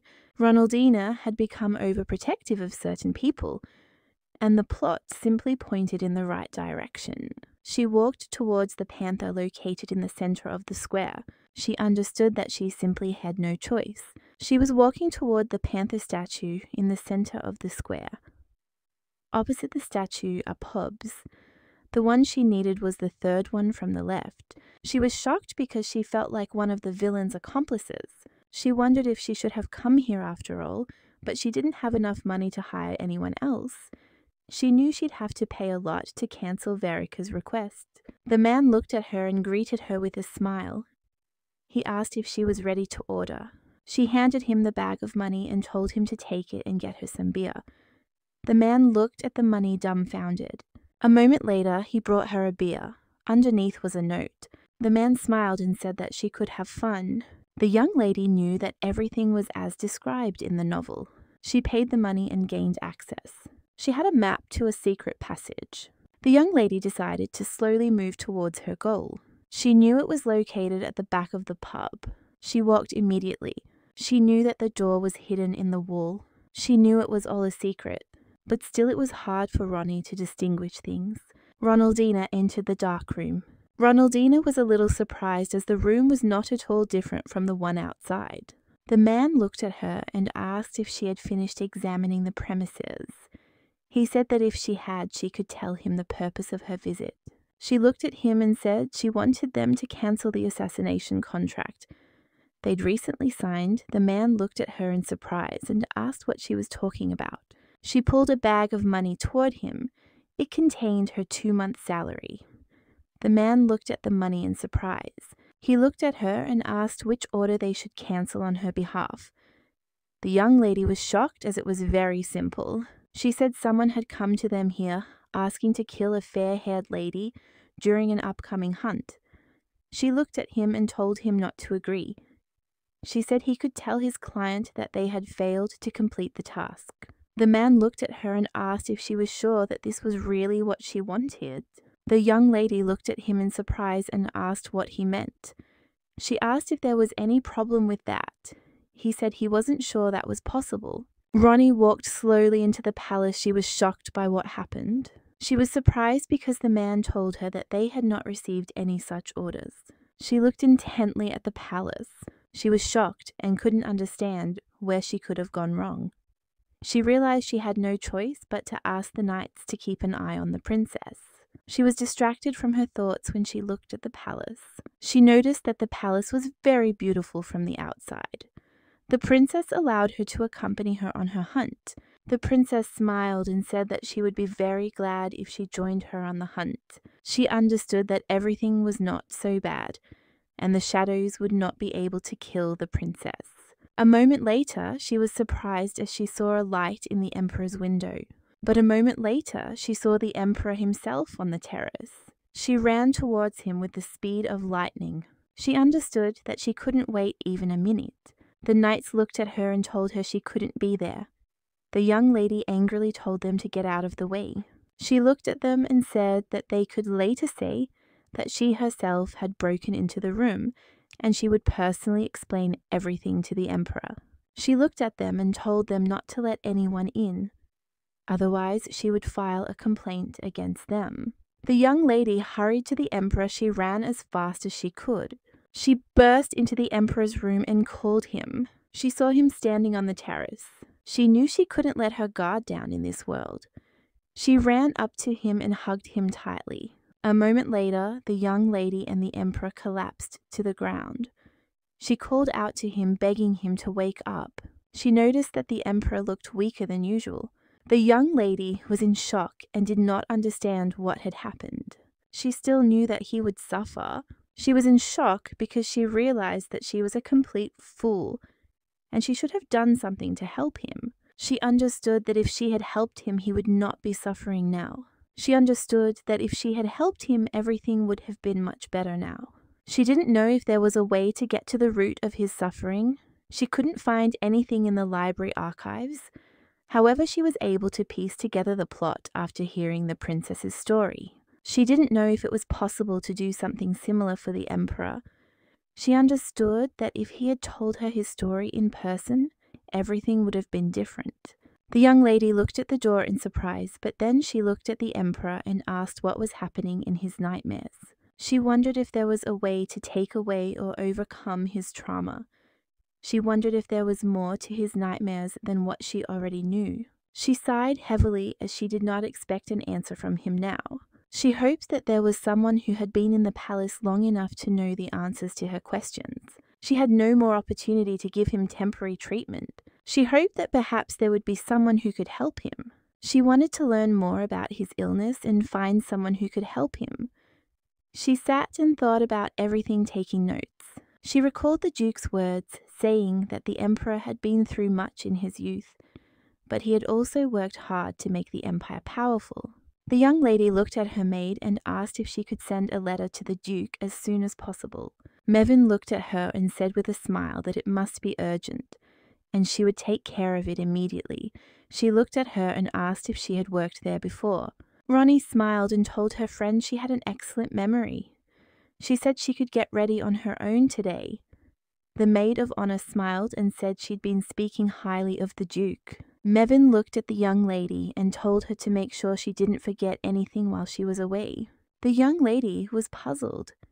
She wondered how His Majesty was feeling today. She was sure he had heard about what had happened last night. She wondered if he was even alive. She smelled the scent of perfume the moment she opened the door. The young people greeted the Emperor. Ronnie looked at the Lord and asked why he'd even come since she'd told him to sleep. He looked at her and said that would only be possible if she took care of the imperial finances on his behalf.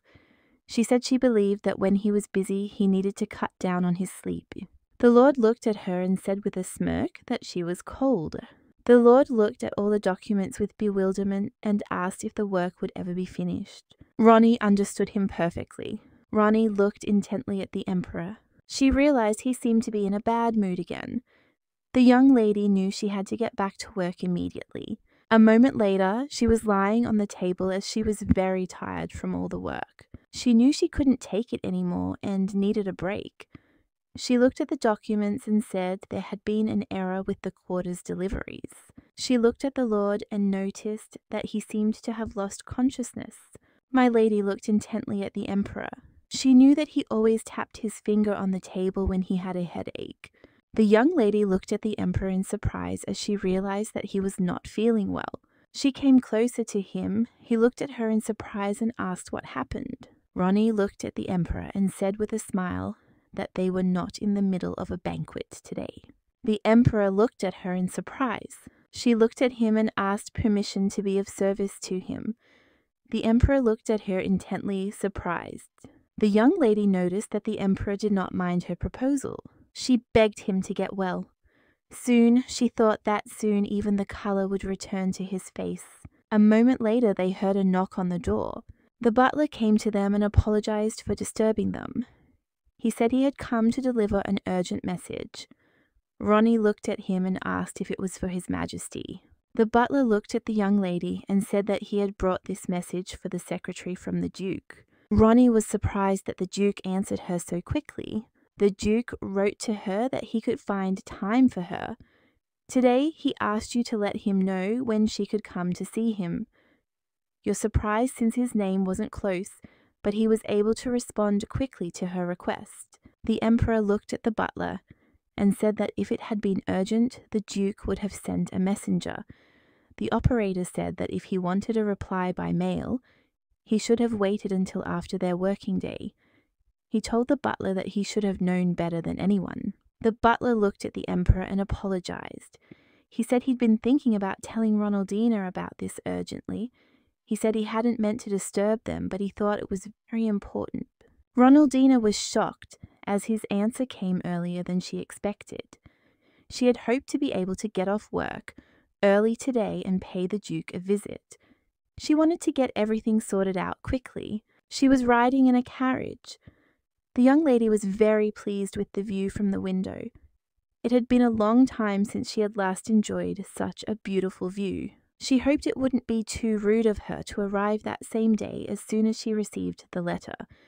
The young lady heard the man say they had already arrived. As soon as she got out of the carriage, he called her. The young lady was surprised. She hadn't expected to be greeted so quickly and warmly. Moreover, the Duke himself came out to greet her. She felt very pleased and her heart warmed. The young men greeted her with a smile and told her to come to them quickly. They were glad she had come to them. They looked at her and asked if she should be back before dark. They said they had prepared tea in advance. Ronaldina looked at Giraldo and said, with a smile, that they hadn't seen each other before. She also asked how he was doing. The young man smiled and said that he was doing well. The Duke looked at her and said with a smile that she must be here on very important business. He knew she wasn't one to rush. She looked at him and asked if he could tell her. The Duke looked at her and asked with a smile what had happened. He said that she could calmly ask him whatever she wanted and he would tell her everything. The young lady looked at him and said that she had some questions that only he could answer. She said she wasn't sure her son what she should start with. She looked at him and said he'd worked in the royal palace when their empire was still a kingdom. The Duke looked at her and said that was true, but he'd left of his own free will. The Duke looked at her and thought he said that looking at His Majesty, he now regretted his actions. The young lady was surprised. She looked at him and asked if he could tell her what had happened in the palace during his stay there and what His Majesty had gone through. The Duke looked at her and said, puzzled, that it was a very complicated story. The Duke said he had never seen a man who suffered as much as His Majesty. Avernus became an empire thanks to the great emperor, but 30 years ago, they were an ordinary little kingdom. The Duke said he was unaware of the problems until he succeeded his father and began working at the royal palace. The Queen was furious and shouted at her husband, unable to understand how he could have cheated on her with another woman. She looked at him and asked if he didn't feel sorry for his own child. The king looked at her and said it wasn't what she thought. The Queen angrily said that everyone was gossiping about it. They say the king doesn't have a concubine, but he also doesn't respect his queen. She was furious and shouted at him not to rummage through the royal funds. She begged him to be careful. The great king was only interested in satisfying his own personal interests. The situation worsened after the birth of the crown prince. Every day the queen shed bitter tears in front of her son. The king drowned himself in alcohol and women. He stopped paying attention to his family. The queen, for her part, never stopped raising her son, but he still saw her tears every day. His Majesty had only his mother on whom he could rely. The crown prince ran into his mother's room and asked with a smile if she was there. The queen looked at her son with tears in her eyes and smiled at him. After 30 years of neglect, she couldn't take it anymore. It was very difficult for her to live such an unbearable life. Later, they learned that a tragedy had occurred that shook the entire empire. The queen fell to her death in front of her son. The crown prince witnessed the death of his mother. The Duke looked at Ronnie and said it was a terrifying experience for a young boy. She was shocked by what she heard. The Duke said that the king in turn gradually went mad and blamed his little son for his wife's death. The king constantly yelled at his son, saying it was all his fault. The king told his son that the queen was too weak to bear him and it was all his fault. The Duke said he left the palace at that moment to start a new life as a businessman. The Duke said the king later continued to verbally abuse his own son. He said he was sure the king did this to ease his guilt. His Majesty ascended the throne after his father drank himself to death, forcing him to fight tooth and nail to defend his position. There were forces attempting to influence the emperor for their own gain. The Duke said that nevertheless he couldn't give up everything to join His Majesty's side. So after all this, the emperor was left completely alone and fending for himself. The emperor was completely alone in his large palace. The young lady noticed that the imperial palace looked melancholic at night. She remembered the last time she saw the emperor on the terrace. She glanced at the terrace and saw that no one was there. She hoped that His Majesty was still in his room. Now she understood why he suffered from a psychological disorder. To forget the past, he had no choice but to become a workaholic, pushing himself to the limit. It was the only way to forget the pain and fear. She was beginning to recall some details from the novella. Listening to the Duke seemed to have provoked this. She noticed that the light was burning brightly in His Majesty's office. She pointed out that he works to forget, because physical labor will alleviate mental pain. And despite his traumatic past, he didn't stop working. The emperor looked at her in surprise and called her. She was shocked as she understood that he was giving his all to defending the empire. The young lady looked at him in surprise and apologized. She said she had no intention of coming to the office. He looked at her in surprise and asked what she was talking about. The young lady stared at the emperor. She was shocked to see tears streaming down her face. She hadn't expected that. The young lady said in a trembling voice that she must have simply forgotten herself. She said that she would leave now with his permission. The emperor stood up from his chair and came closer to her. He asked her to wait a little. Ronaldina knew she couldn't help the emperor. Ronaldina recalled passages from the novella. A picture flashed before her eyes. A beautiful princess, smiling, looks at the emperor and asks how he's feeling. She calls him by name. The emperor, smiling, replies that he's much better. A moment later, the emperor came closer to her and gently hugged her shoulders. He looked at her and asked if she was okay.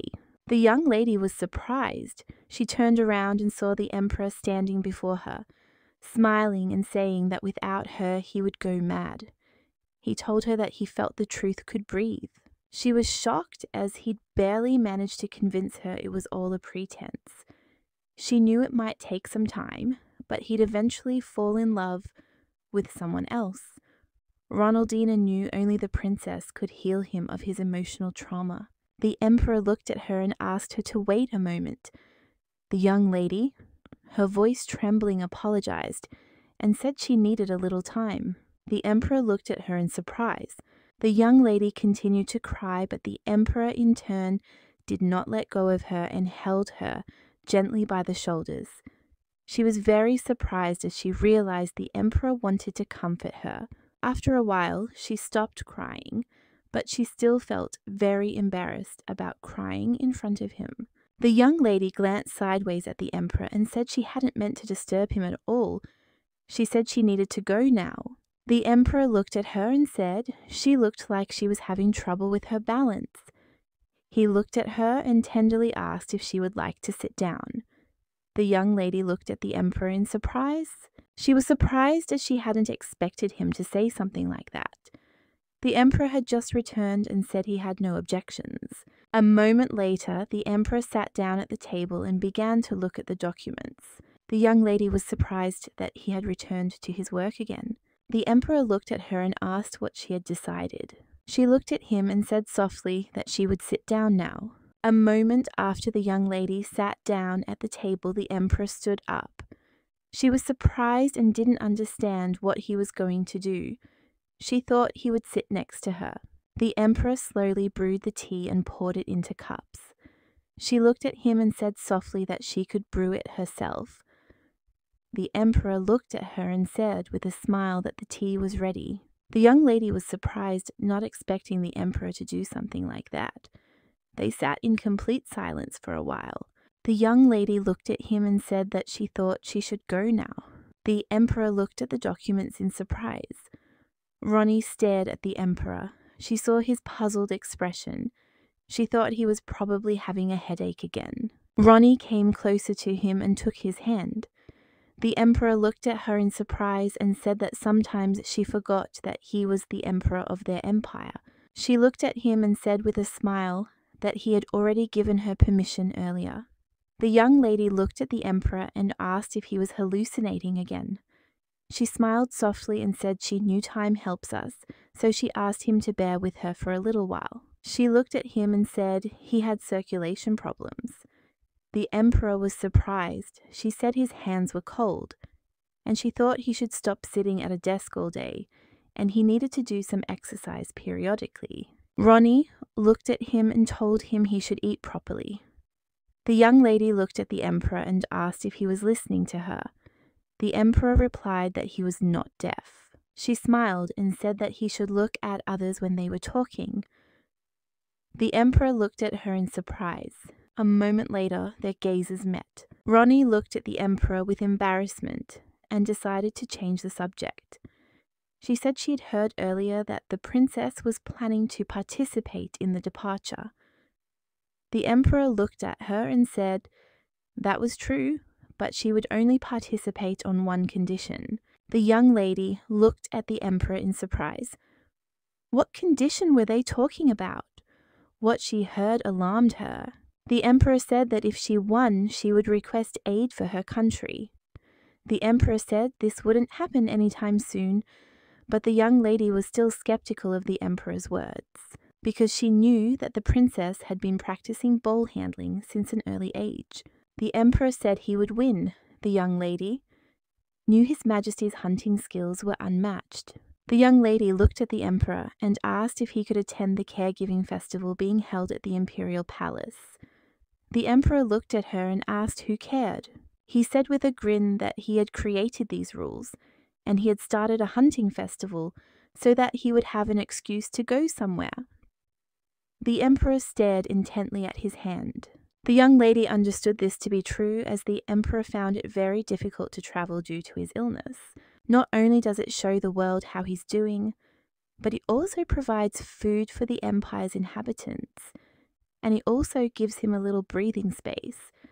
But she still felt very sorry for the emperor that he couldn't just stroll around in peace. She looked at him and asked with a smile if he would like to freshen up a bit.